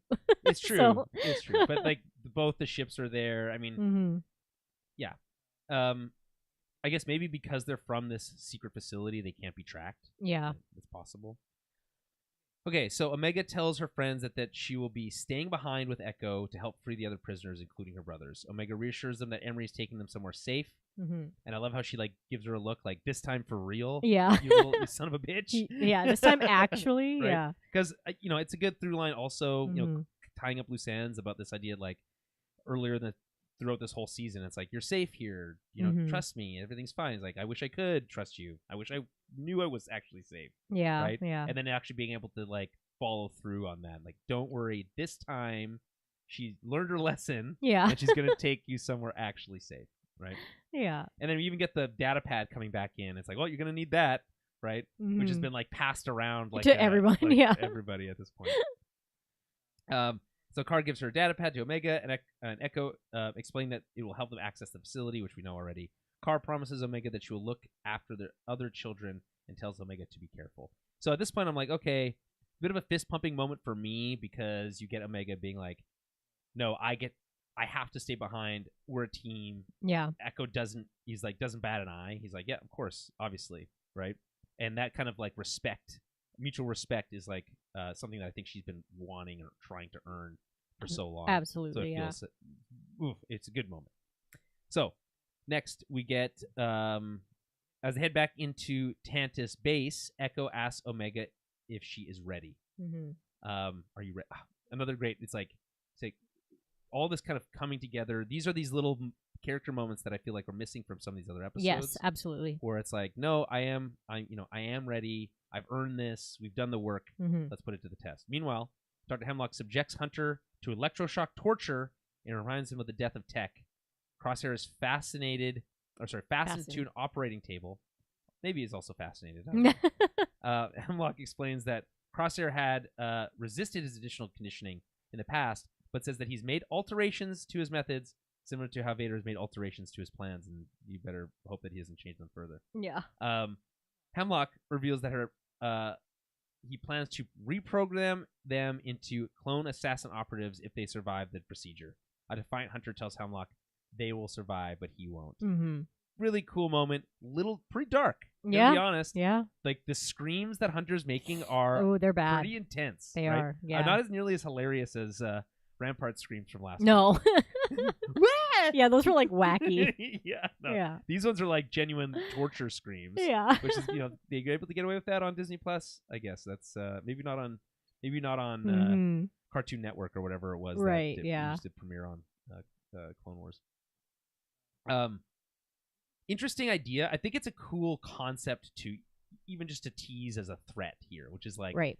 I'm going to turn you against your own friends. And you can already imagine like how deadly they would be. Oh, yeah. As this like, robot version of themselves, right? So I just think it's really cool. And again, super dark, which is fun to see in a finale like this. You don't have to have it. Doesn't have to be like that all the time, but nice in a moment like this. As the operation on Hunter commences, an Imperial officer informs Hemlock that he's received a transmission from Governor Tarkin. Entering the detention block, Echo and Omega take out the Stormtrooper sentries in a gunfight.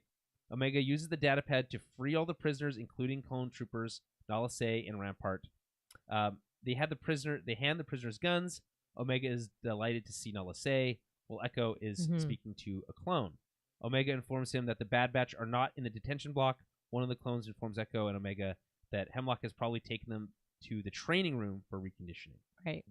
Omega says she knows where the training room is. Rampart proposes escaping. This is so wild of Rampart at this point to be like, you guys are crazy. The move is to run away like little scared babies. And it's like, as if, have you not been paying attention? Like, this is exactly what Hemlock was talking about, right? Have you learned nothing? Yes. And the answer is no. No, he hasn't learned anything. No, he's a selfish, selfish dude. I do love this like whole sequence of Echo and Omega like taking out troopers and like taking their guns, and they just have like armfuls of guns as they're going. It's like great. I was like, oh, I love it. They're just like collecting all these weapons, the blasters. And here you go. Oh, that's a big one. You want to hold on to that. Yeah. Yes, it's good. This scene is very satisfying. Like, I'm saying that a lot.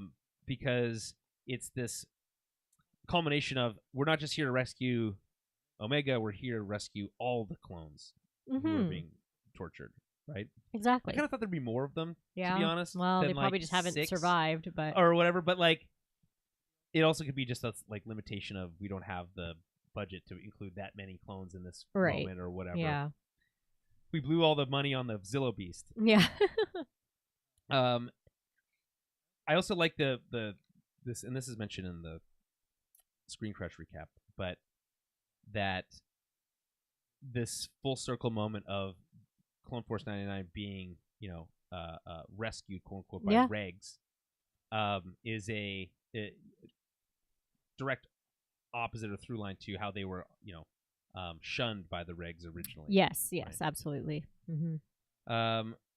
Omega says she knows where the training room is. When Rampart proposes escaping, Echo counters that clones do not leave their brothers behind. Echo gives a rousing speech, urging the clones to help them fight to free their friends. Will you stand with me? Right. It's a great moment. Yeah, it's fantastic. The other clones eagerly volunteer for one last fight, including, I'm not sure why we get this in the databank, Vic. The clone trooper Vic has given up hope. A prisoner of the Empire on Mount Tantus, his days in confinement have instilled a belief that no one is coming to release them and his brothers. Yes, he's the one that's like, I thought no one was coming to release us. Yeah. Right? They just he gets a name. None of the rest get a name. I don't know why that's the case. So where was I? Well, he gets screen time, so he's got to get a name. He's also the one. He's also the one that I think saves them. He's the one that like gets in that last shot. They thought he was down. Yes. Right? So Echo tasks the clones with getting weapons. Nala Se tells Omega about her plan to destroy the data in her lab in order to prevent her research from falling into Imperial hands. When Omega offers to accompany her to the lab, Nala Se tells her that her place is with her clone brothers. Rampart separates from the main body of clones. He just slinks away like a little no one's rat. paying attention to me. Yeah. Right. Man. Should have just left him in his cell. He had the opportunity for redemption arc too, and he chose not. He passed it up. He could have gone the Callus way, like from Rebels, but no. Right, Callus the name, not Callus the person. Not the verb. No, adjective. Adjective. Yeah. Can you be Callus? Yeah, I guess. Yeah, you can adverb. be Callus. Yeah. Meanwhile, Governor Tarkin has a conversation with Hemlock via holoprojector. Tarkin says that the Emperor is concerned about the Zillo Beast's escape and fighting at Tantus Base. Hemlock claims he has the situation under control. Anytime someone says, I have the situation under control, they never have the situation under control. No, absolutely never, yeah. But Tarkin is skeptical and says he'll be traveling to Wayland, making their way to the training room. I love how he's like, well, we'll find out. I'm already on my way. I'm already on my way, yeah. I've been waiting for you to fuck up for a while, and I'm not about to pass it up. I'm done with this, yeah. Making their way to their training room, Echo and Omega and the liberated clones gun down stormtroopers. That's good. That's all right. Sure, man. Accessing a computer, Echo asks Omega if she can use the pneumatic tube system to spy on the training room. She climbs into the overhead shaft. Echo instructs Omega to relay what she sees. I didn't expect that the pneumatic tube system thing to come back into play. No, me neither. But it's kind of an interesting way to kind of add a little bit of additional stakes and allow all the characters to take part in something that would have otherwise been private. Heading to her former laboratory, Nalase obtains a detonator from a fallen stormtrooper. She's tailed by Rampart, who also takes a blaster from the fallen soldier. Entering the laboratory, Nalase installs her datapad, which activates the laboratory. As she consults the computer, she is confronted by Rampart, who asks what research could be of such value to the Emperor. At gunpoint, he demands to know about Project Necromancer. Nalase secretly activates her detonator. I love it. Oh, I know. Using the pneumatic tube system. Okay, hold on. Let's just. I think we're probably going to get it. Hemlock's defeat is here, but I just want to mention that the look of the data center or whatever. It's cool. It's in coolant and emerges. And it's got the mist coming off of it, and it's all red. It's really cool. Also remind me a little bit of the data center on Scarif. Oh yeah. From Rogue One. Right? Yeah. No, I love how he does that typical thing of tell me everything, right? It's when the bad guy tells you his whole plan. But he's such a ineffective bad guy that he actually needs the plan explained to him. Exactly. But it it's cut away, right? We don't get to see that. We don't get to see her explain it. It's the same thing. They're still hiding. We don't need that. Yeah. No, I know we don't. We get it, but I feel like there's still parts, of it that's Star Wars in general, trying to keep a little bit of a secret, right? Well, I mean, how much is left as a secret? Project Necromancer is a plan to prepare a clone body for the Emperor Palpatine that is Force sensitive. That is Force sensitive. I think, exactly. We don't need to know anymore else. I think, in fact, even when Dr. Carr is explaining it to Echo earlier in the episode, right. It's nothing new is learned. It's the same information that has been passed down for a while. Yeah. And I just don't think the show is, it's done as much explaining on this stuff as it's true. It's true. In fact, it's so uninterested in planting any new seeds, it references old stuff. Yeah. At the end. But I like that she still takes the time to explain it all to him, even though she's just gonna kill them all. Yeah, I mean, I think what she's doing is trying to see if she can find an out or an escape. Somehow she can get out and destroy the stuff. Yeah. But she's keeping that as as a backup in case if he does kill me or shoot me, then at least it'll explode anyway. I'll take him with him. Yeah. Okay. Using the pneumatic tube system, Omega tells Echo via comlink that Hunter, Wrecker, and Crosshair are indeed in the training room. She spots one guard. Omega says she can free them if they create a big enough distraction. Echo and the liberated clones enter the part of the vault where the clone assassins are being kept. The clone assassins engage them in a gun battle, shooting several. During the gun battle, Omega infiltrates the training room, accesses the computer, which she uses to free her brothers. One of the liberated clones is impaled through the chest by a vibroblade wielding clone assassin. Okay. So cool here. So a couple things that happens. First, it's the clones enter that training room, and then those walls start going up and down. Right, yes. And they're just getting cooked. It is not... It's not going I feel well bad for for them. those guys. They're just cannon fodder at this point. Right. It's, highly trained assassins against clones who've been locked up for years. Yeah. And in an environment that they're not familiar with. Yeah. Intentionally designed to make it harder. Yes. And then you get this really cool moment where we've seen it once, we've seen it a bazillion times in this series, which is Omega secretly flipping switches when no one's watching, right? Including in this episode earlier, where she flips switches where no one's watching. So she does it here, but when she turns around, and he's just standing there. He's coming right at her. Great jump moment. It's not it's not a horror moment, but it's a really good way of right away jumping you, getting you back up, lean forward in your seat again. Yes, yeah. Love that. And then watching as the batch kind of wake up as she's kind of in threat, and how Wrecker is able to escape, and then he's able to take this guy on, and then Hunter Speaking of, I was like, okay, we don't get to see a lot of violence necessarily. We didn't just get to see Crosshair's hand get cut off. Right. We didn't get to see those troopers get killed by the Zillo Beast. But we did get to see the CX trooper impaled with a vibro blade through the chest. Yeah. So rough one. Badass. Yeah. Right? When push comes to shove, Hunter is not messing around. No. Oh. Any other thoughts on this? No, it was just like wild action, like all throughout this whole scene. Like you're just, yeah. Well, as they said in that review, the IMDb review, it's like you probably need to rewatch some of these action. Yeah, because it's so much is happening. Yeah, there's so much going on. Exactly. This is where I would have fallen into a trap if I was writing my own notes here of like documenting every single moment. Yeah. And that's maybe part of the reason it takes me so long. I gotta work on that. That's a me thing. I gotta work on. But it's hard when they're cool moments. You're like, oh, but that's so cool. Like, I want to talk about it. Yeah, I was like, I want to remember it. Yeah.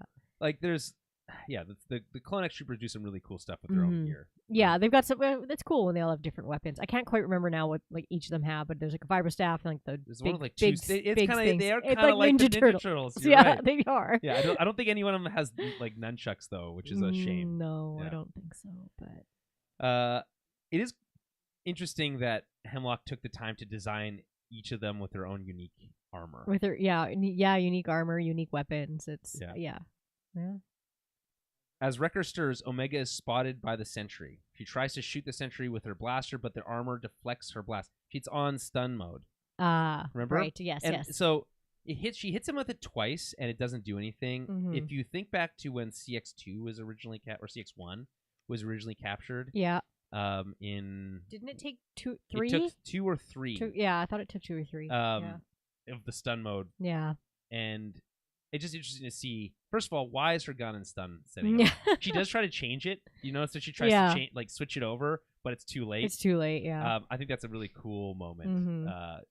Just to like add that little small detail of like it's not working. Yeah. Try to flip it over, but it's, you run out of time. Yeah. Right? I mean, it's probably just because she's still a kid. Well, no, they need her for. Yeah. I don't know. I mean, maybe she didn't know it was already on stun, or she had it on stun, but. I mean, she shoots stuff with like those. I mean, those arrows. With the arrows, I know she does. So yeah, like what's the difference, really? Yeah, I know. Like I said, it's for whatever weird reason, it feels different to shoot someone with an arrow than a gun. Yeah. So the clone assassin captures her. Dr. Hemlock and CX2 enter the room. Hemlock compliments Omega for proving his observation about the clone loyalty to one another. He then unleashes a gas into the Clone X vault, which incapacitates several of the liberated clones. Again, just feels like they do just enough to kind of make it feel like, you son of a bitch. Yeah, it's like, that's cheating. It does feel like a lot like cheating.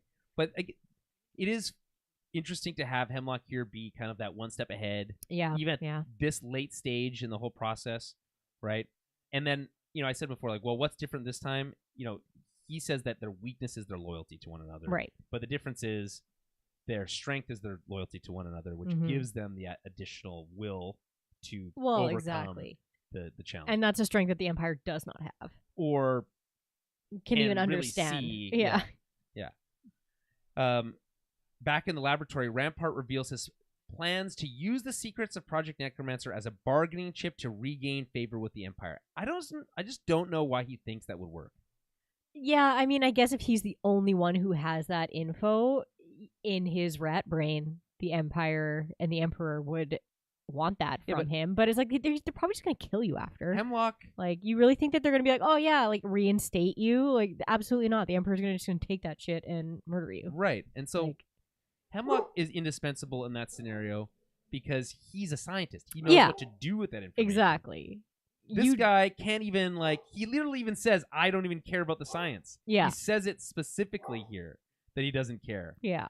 And it's not about the science. It's about the leverage. And it's like selling it almost, but. Yeah, that's just not gonna, that's not gonna do it.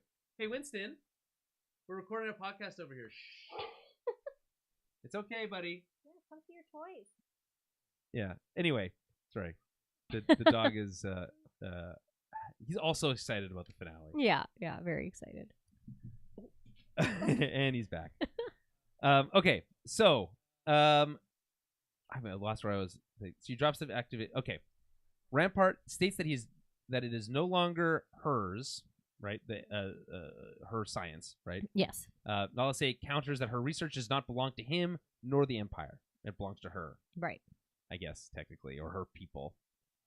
Rampart states that it's no longer hers and blasts her. She drops the activated detonator, which lands at Rampart's feet, causing him to mutter, "What?" in surprise before the explosion kills him and destroys the databanks, making Nalase's research die alongside her. Yes. So it's not entirely clear if she's the last of the Kaminoans or if there's others somewhere, or maybe outside the galaxy or whatever. But even if she isn't, it's the end to this like version of the Kaminoans that we know. Yeah. And in and of itself, that's like satisfying enough. What do you, did you shed a tear for Nalase's death? No, not really. What about a cheer for Rampart's comeuppance? Yeah, like for me, I was like, that's a very good way to end her storyline. And it's like, I know that she's still supposed to be the one that's a bit more on the good side. But still kind of shitty. But still shitty. It's like, I'm pretty sure they still knew about Order 66 and like all that shit with the Emperor and like, you're still holding kids and, doing really creepy bad science. And to me, it's just like, you're still kind of a bad guy, even though you were like the lesser of multiple evils. Yes. So yeah, she kind of gets a little bit of comeuppance herself. Yeah. Ultimately, it's more satisfying with the whole like what moment with Rampart thinking he's finally outsmarted someone. Yeah, no, it's great. It's like it's a good. I'm like, yep, good. And like multiple birds with one detonator, right? Yeah, you get the data bank and him. That's also what he gets for shooting her like that too. Like it's right. Like, yeah, good job. If you hadn't he shot had her, no reason to shoot her too. No, right? Absolutely not. He already had the information. He could have just left. Yeah. Inside the clone assassin's vault, because I think probably her plan was to just take it and leave. Yeah, I think so. Yeah. And didn't work out. Not a great plan for anybody here. No. Inside the clone assassin's vault, Echo is wounded in the back with a vibroblade. He's captured by the blade-wielding clone assassin. Inside the training room, Hemlock is confident of a victory over the rogue clones. However, Scorch brings the bad news that the central laboratory has been destroyed. Omega counters that Hemlock has failed with the loss of his data, and Hemlock counters that he still has her. She counters again that she still has her brothers. Wrecker breaks free of her restraints and kicks a large chunk of the machine, holding him down, knocking down several operatives, Scorch and Hemlock. The chunk of the machine slams into the computer terminal, severely damaging it and causing the gas in the clone assassin vault to disperse. Wrecker, Crosshair, and Hunter begin to stir, while Echo and his comrades revive from the gas. Hemlock orders CX2 and the other assassins to hold back the Bad Batch while he escapes with Omega. Wrecker tells Hunter to rescue Omega before charging at a clone assassin, pushing him through the glass into the vault below. This gives Echo a distraction with Wrecker. Kills two of the clone operatives. Hunter retrieves an electrostaff and impales CX2 into a machine, electrocuting him to death. Despite his injuries, Crosshair accompanies Hunter to rescue Omega.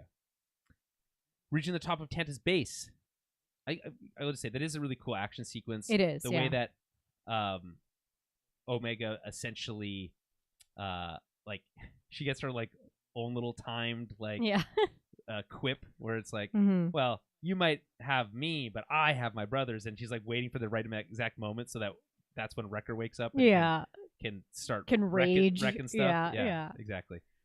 Like pushing that guy or jumping through that glass is really cool. Like all the like last minute saves or last second saves that we get with the clones there, it's all satisfying. It is. Again, it's very good. The stab to the chest is the piece de resistance. Yeah. Reaching the top of Tanta's base, Hemlock and Scorch forces Omega to accompany them across a long bridge towards a hangar, like a secret exit. Yeah. It's pouring rain. It's nighttime. We've got these like blinking lights. We get the antenna things hanging off the bottom, very similar to Cloud City, which is really cool. Very Jurassic Park here again. The jungle, super. the military installation type lighting. The long bridge obviously is not like necessarily with Jurassic no Park, railings, but like the long bridge with no railings is still cool as hell. That's it's classic always Star Wars. It's stuff. awesome. Yeah. Echo wrestles with a vibroblade wielding clone assassin who is killed by Wrecker. The last operative is then killed by Vic, we just talked about. Yeah. Echo then attends to the wounded Wrecker and asks where is Omega, which is cut this back is to, a little like that's where I was like, ooh, is Wrecker dying here? Like, yeah, I know. I was like, oh, he could be dying. Seemed very plausible. Yeah. Hemlock uses his wrist bam brace. Never heard that word before. To summon a starship. This is like the same mechanism that the Clone XCX2 used. Yeah, like calling the to ship. Call a ship in. Which emerges from the rainy skies. This is one of those moments like we're late in this thing. Like, how is this all going to play out? Yeah. Right? And it plays out in a really satisfying way because, and again, I gotta keep using that word because we're at the very end here. And what's the only thing you want out of a finale is to feel satisfied. Like your time was well spent. Exactly. Right? And that there isn't any dumb last second stuff that ruins it. No. Right? You want that. Yeah, I don't know. You just want those good. You want those deaths. I'm sorry, I'm just gonna say it. You want those good vibes. You want that last stand, and yeah, you want to see mean something. Yeah, you want to see that bad guy get it. Yeah, 100%.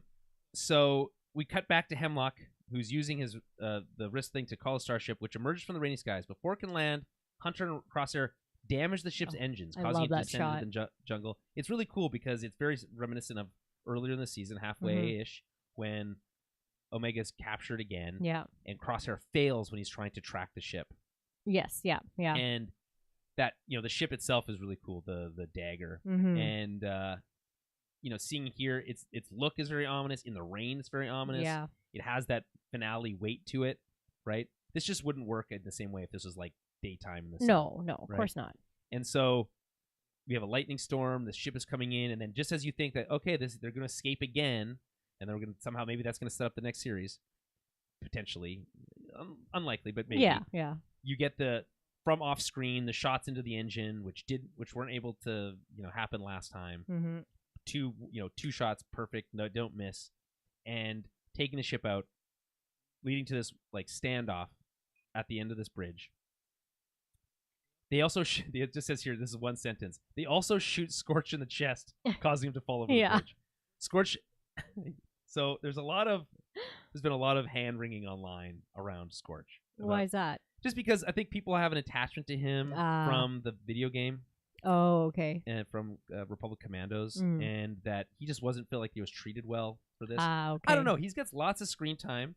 He gets to do some. I mean, he's doing a lot of lackey stuff. Yeah. But ultimately, he's not a general.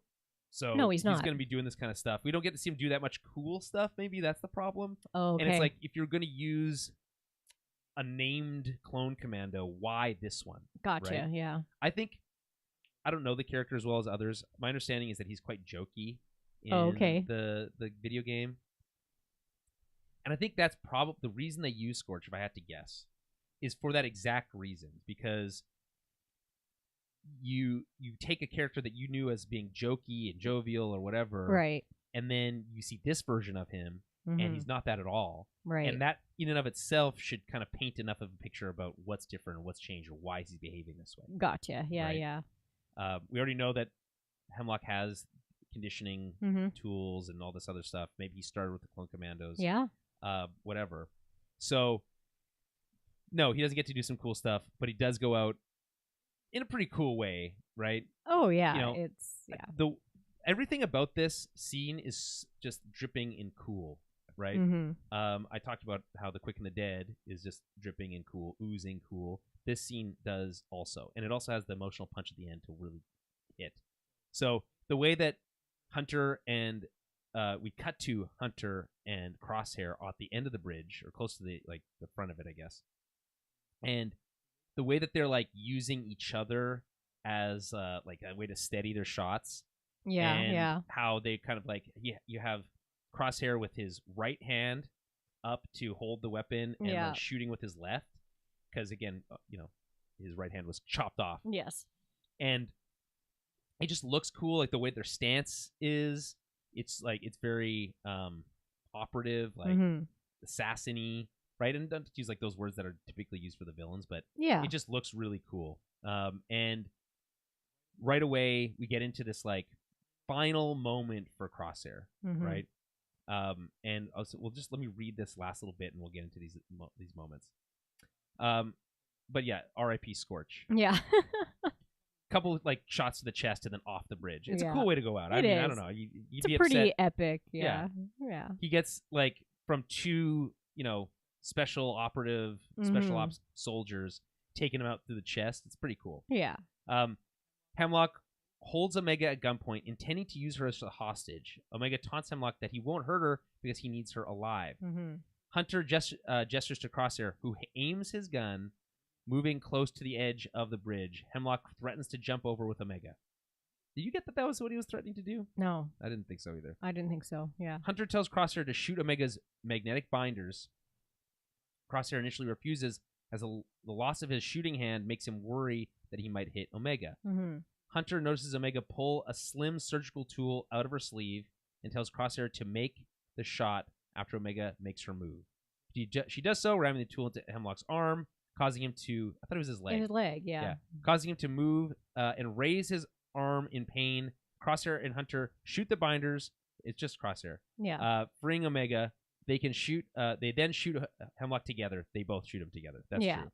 Several times, also in the chest. Badass. Causing him to fall off the bridge also, yeah. So... Yeah, and they missed the part about her making that motion. She signals to them. She, like, taps Rampart almost. Yeah, like, hits him.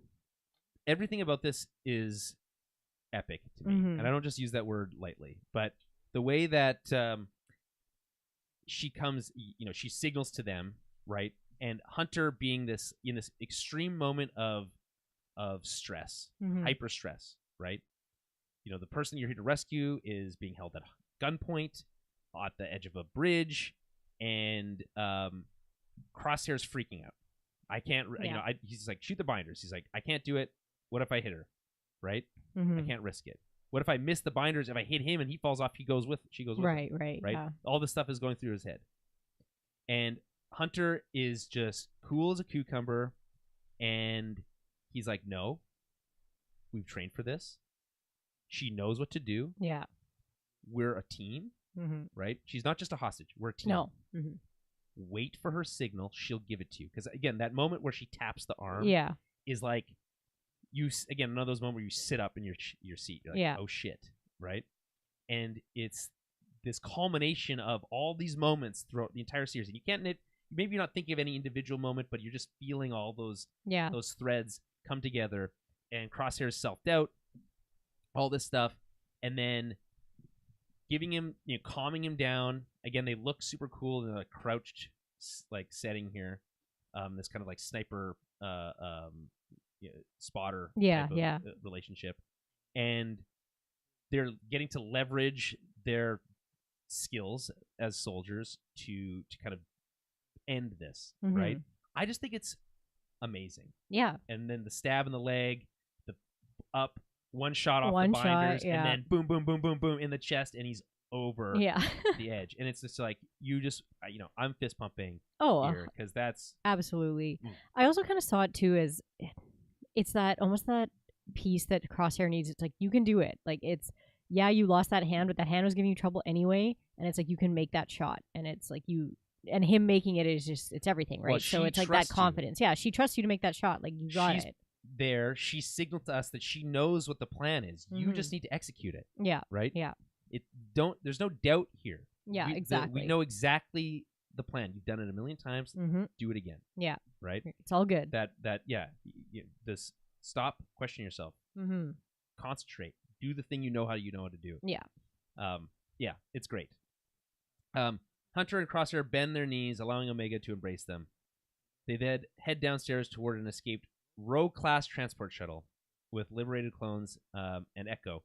The group then flee into hyperspace before Tarkin arrives in his personal Imperial Star Destroyer, flanked by 2 Venator-class Star Destroyers. Okay, another thing they miss here is that with them both kneel down at, equidistance, she gives Crosshair the hug first. Yeah. And, I don't think that Hunter's necessarily, like, hurt by that. No. I think it's the exact opposite. It's this moment of like this pure moment of joy that she can share with someone who went through the same evil that she had to endure. That yes, Hunter's always going to be that father figure, of course, for her, but I think she really sees Crosshair as this like older brother type of relationship, and maybe she sees that for all of them. But again, it's obvious that that Hunter is that father figure in the relationship. So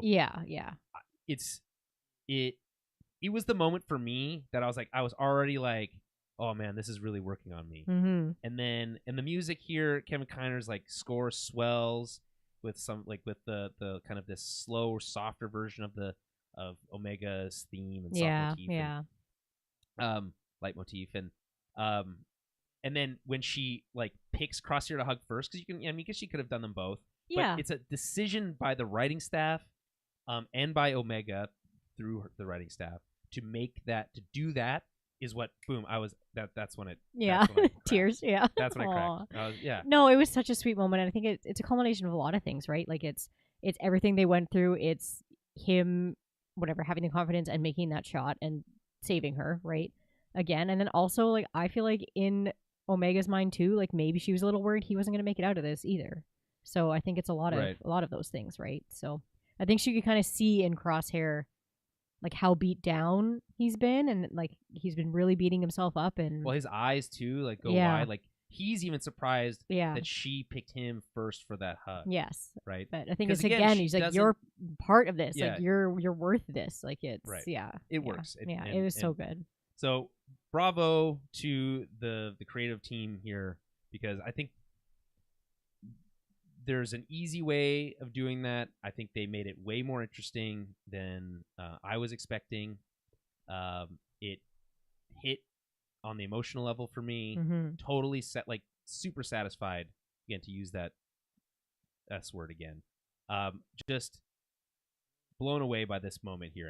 And like obviously this is the come down here, so we get now Tarkin's arrival. It's very fun to see them leave right at the exact moment that they arrive. Tarkin shows up,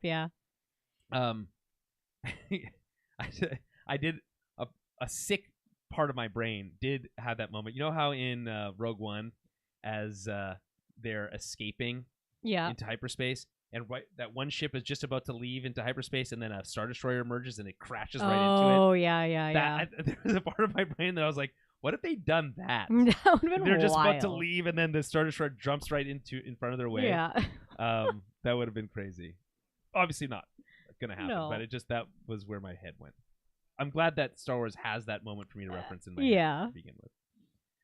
As Tarkin's Star Destroyer hovers over the planet, Tarkin leads a detachment of Imperial forces, including Imperial shock troopers, which is the first time we've seen these version of these shock troopers. Last time we saw the shock troopers, they were still clones. To the wrecked Tantus base. Again, I just mentioning that he has this ISD. This is the first time canonically that we're seeing an ISD in the timeline.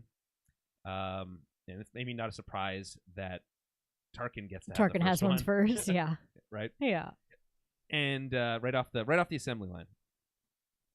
And the model is really good looking. I've always felt like what's really interesting about the ISD-1 especially model is that it's so white. Right. It's like, you have the metallic gray look of the Venators. Yeah. Right? But then when you see, especially in Rogue One, I think they do a really good job of using those models. And it looks like a plastic ship, kind of. Yeah. In a good way. Yeah. You know what I mean? I know what you're saying. Like, it's like, oh, well, this is clearly a model. Right? And you get all the detail of the model and all that kind of stuff. And it's effective. And the way that they use it with, like, in all sorts of different Star Wars movies, with the delta shape to, like, really create really cool visuals. But this ISD is the first time we've seen it done in the Clone Wars style animation. Right. And it looks so good. It does look very good. It looks so good. Yeah. Okay. We get Captain Bragg is back. I'm sure we've seen them before. They're such a minor character that I'm not that interested in picking up on where we saw them again. I'm sure we can find it. Anyway, shock troopers, always fun to see them. Bragg informs Tarkin that the base has suffered heavy damage and that Hemlock and numerous troopers perished during the attack. He asks if any of the project data was recovered. She tells him that the data banks were all destroyed in the attack as well, declaring Hemlock's project a failure and a significant setback and a waste of time for the Empire. Tarkin orders the facility to be indefinitely shuttered and all remaining funds and assets to be relocated to Project Stardust. Which, two notes here. The way that they say, the way that Tarkin says Project Stardust feels too much like an intentional like wink at the audience. It didn't need to do that. Yeah. Why are we talking about Project Stardust so openly in front of all these troopers? I don't know. Right. But Project Stardust, obviously, the project is the Death Star. That's the Death Star plans. Yeah. Any thoughts on Tarkin's arrival? No, it's just funny how I love how Tarkin just shows up, does not give a shit about anything, and like he's just like, well, I'm just gonna take the money, take all the funds, reroute them my way. And I do think the point of like kind of emphasizing Stardust there is to just show that like he doesn't care about Project Necromancer at all. His main, basically from the beginning here, like the other times we've seen Tarkin, he's just kind of like upset that Hemlock was even being given all this money in the first place, right? So he's just swooping in, being like, Kate, sweet, this is done. He failed. Time to give me that money, and I don't care. And it's a nice way to wrap up why no one's chasing the Bad Batch after this. And why no one's chasing Omega. And it's like, okay, like, because they're just on to other things now. We also know from the expanded universe, as well as, I guess, so Tantus originally comes from the Heir to the Empire books, as far as I understand it. Okay, so it has Thrawn is a big part of that. In my understanding is that in the extended universe, Thrawn returns after the death of the Emperor, and then resurrects Mount Tantus, which was like a shuttered base. Gotcha, yeah. Right? So I guess what I'm saying is by specifically saying to close down, shutter it, close it down, I feel like it's a direct like wink to people who know that story. That makes sense, yeah. Hey, this base may come back again in the future, as a kind of relic of this era. Right? Yeah, which is kind of a cool idea. I can imagine coming back and seeing that same crashed or destroyed science vessel there, covered in dust and like weeds growing off it and stuff, right? And then again, it's fun to see a wink to start Project Stardust, just a little on the nose for my liking. Right. Yeah. Okay, so we get back to Pabu. Meanwhile, the liberated children and the clones adapt to life on Pabu Island. We don't know how long they've been there since the cutting away. Mingling with the former clone cadets, Carr is pleased that the children are happy. She and Echo discuss their newfound freedom. Echo tells Carr that he plans to resettle some of the clones on Pantora with the help of Senator Rio Chuchi. It seems like Chuchi's like really heavily, I mean, we know that she's heavily invested in the clones' well-being and all that kind of stuff. But by being so public about that through the Senate, you would think that it would be too much of a threat. A target, Yeah, to bring clones under her watchful eye, right, her protection, when she's getting that extra scrutiny, right, from the Empire. I don't know. True, but at the same time, maybe because there are more eyes on that, you know what I mean? It's less likely that they can just go and run in there and start assassinating, because it's like she is in the Senate and she is vocal about it, so it'd be pretty obvious, right? And the Senate has not yet been disbanded. Exactly, yeah. Okay. Where were we? Okay, well, watching. Okay, hold on. Did I miss a section here? Oh yeah. Echo invites Dr. Carr to help, which she gratefully accepts. While sitting between Batcher and Hunter, Omega tells him that the death of Hemlock and his research destroyed, that they are finally safe. By the way, this is what everyone said. No one's gonna be safe until Hemlock and the research they're dead. Yeah. Right. Yeah. While watching Sammy and Baron lining up for ice cream with the clone cadets, so cute. Omega asks how long it will take to reunite the children with their families. Hunter replies that he and Rex are working on it, but they'll look after the children until then. Curious to know what happens to these kids. Yeah. A, they're force sensitive, so right away that's interesting. Yeah. B, and I don't know if this is like, do they know that? I guess don't know. Maybe they're like, well, we were there, we had high M counts, They learn about the M count thing. They connect those dots over time, right? Yeah. I think it's going to be really hard to find their parents. You do? Because wouldn't these kids, aside from Baron, because he can't talk, but wouldn't the other ones know where they came from? Like, wouldn't they at least be able to say, like, what planet they're from? How long or they've been like in captivity. We don't know. Yeah, it's true. And Baron especially is going to be hard to figure out. No, Baron's going to be really hard because that one breaks my heart. I feel bad for his made-up mom. She has a name. I don't know. I know. I feel bad. So. I was thinking about that. I'm like, I feel bad for his mom. But, like, how are you going to... I mean, you could potentially... maybe you track down... Cad Bane. Cad Bane, and then you get him to tell you... Yeah, like, because Carr knows that Cad Bane at least brought him, so she might, maybe. Right. She'd be like, well, Cad Bane brought me that one, so, like, he would probably know where he got him from. Right. You could maybe buy him off to tell you. Right, or threaten him with with a gun. Yeah. Anyway, it's a tough road to hoe is all I'm saying. It's interesting. This is kind of like... So this moment, I feel like, is one of those moments where it feels a bit rushed. Why do we not hear any thoughts from Crosshair or Wrecker? Right? Is Crosshair in the process of getting a new hand? Right. I don't know. Right?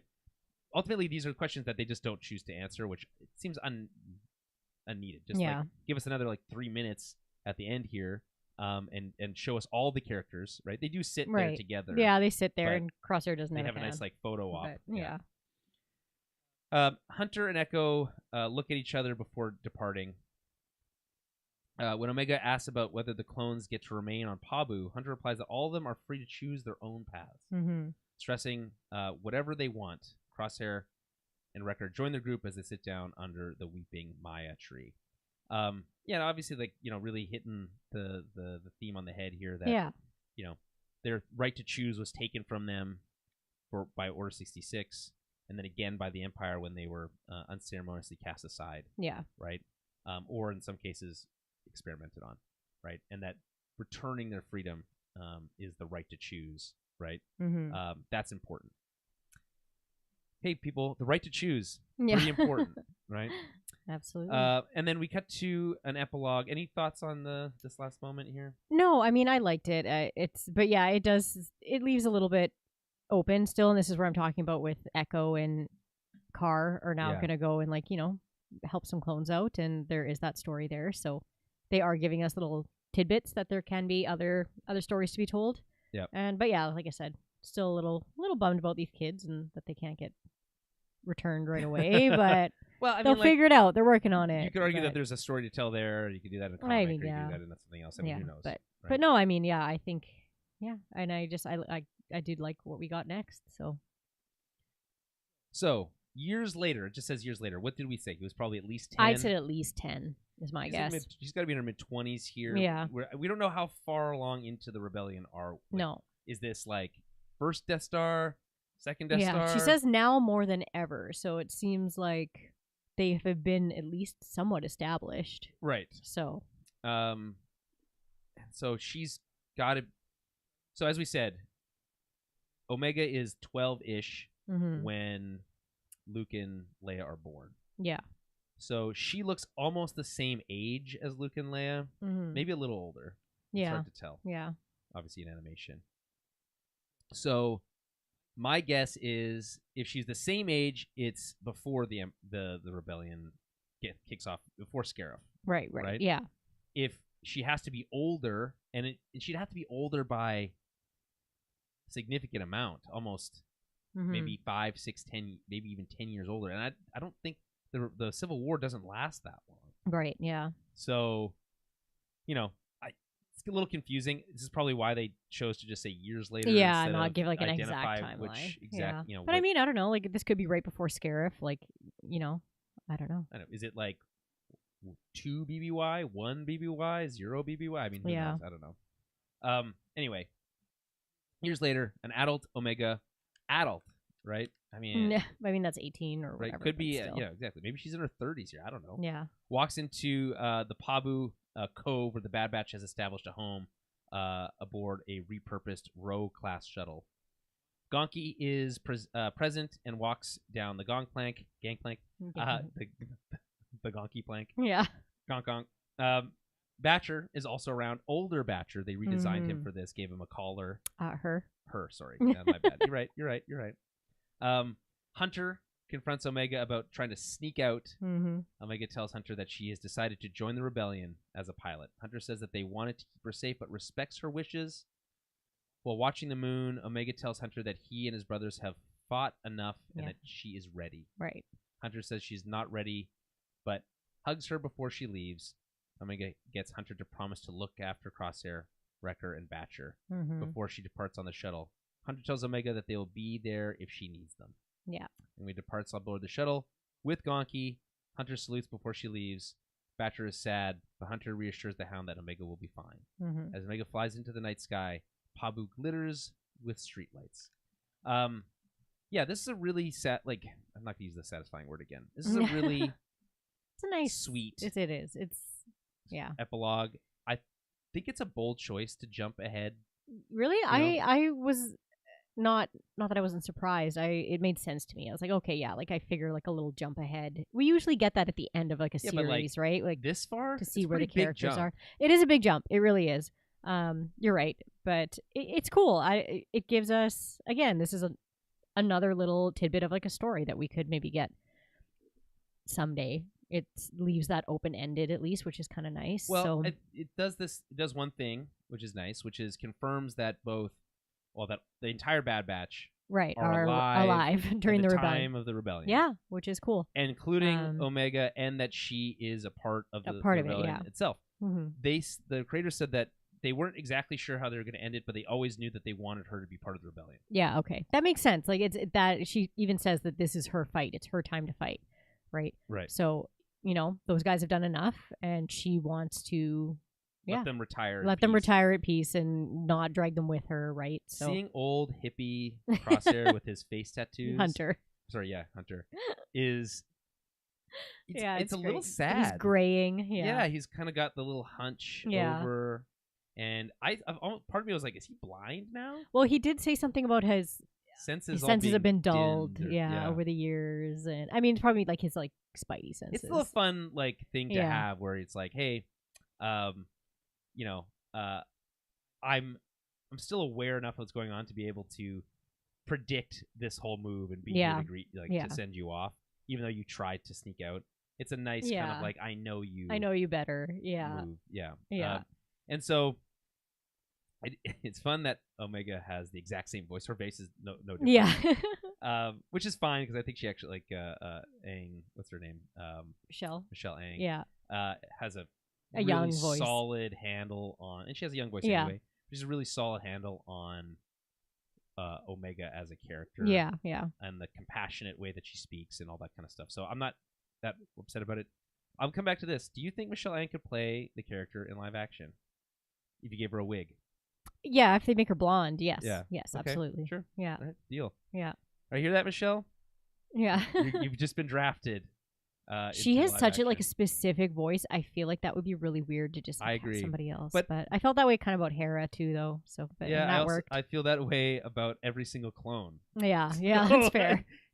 Hearing Tamora Morrison's version of Rex is still weird to me. Right. Even though it's only one line. Yeah.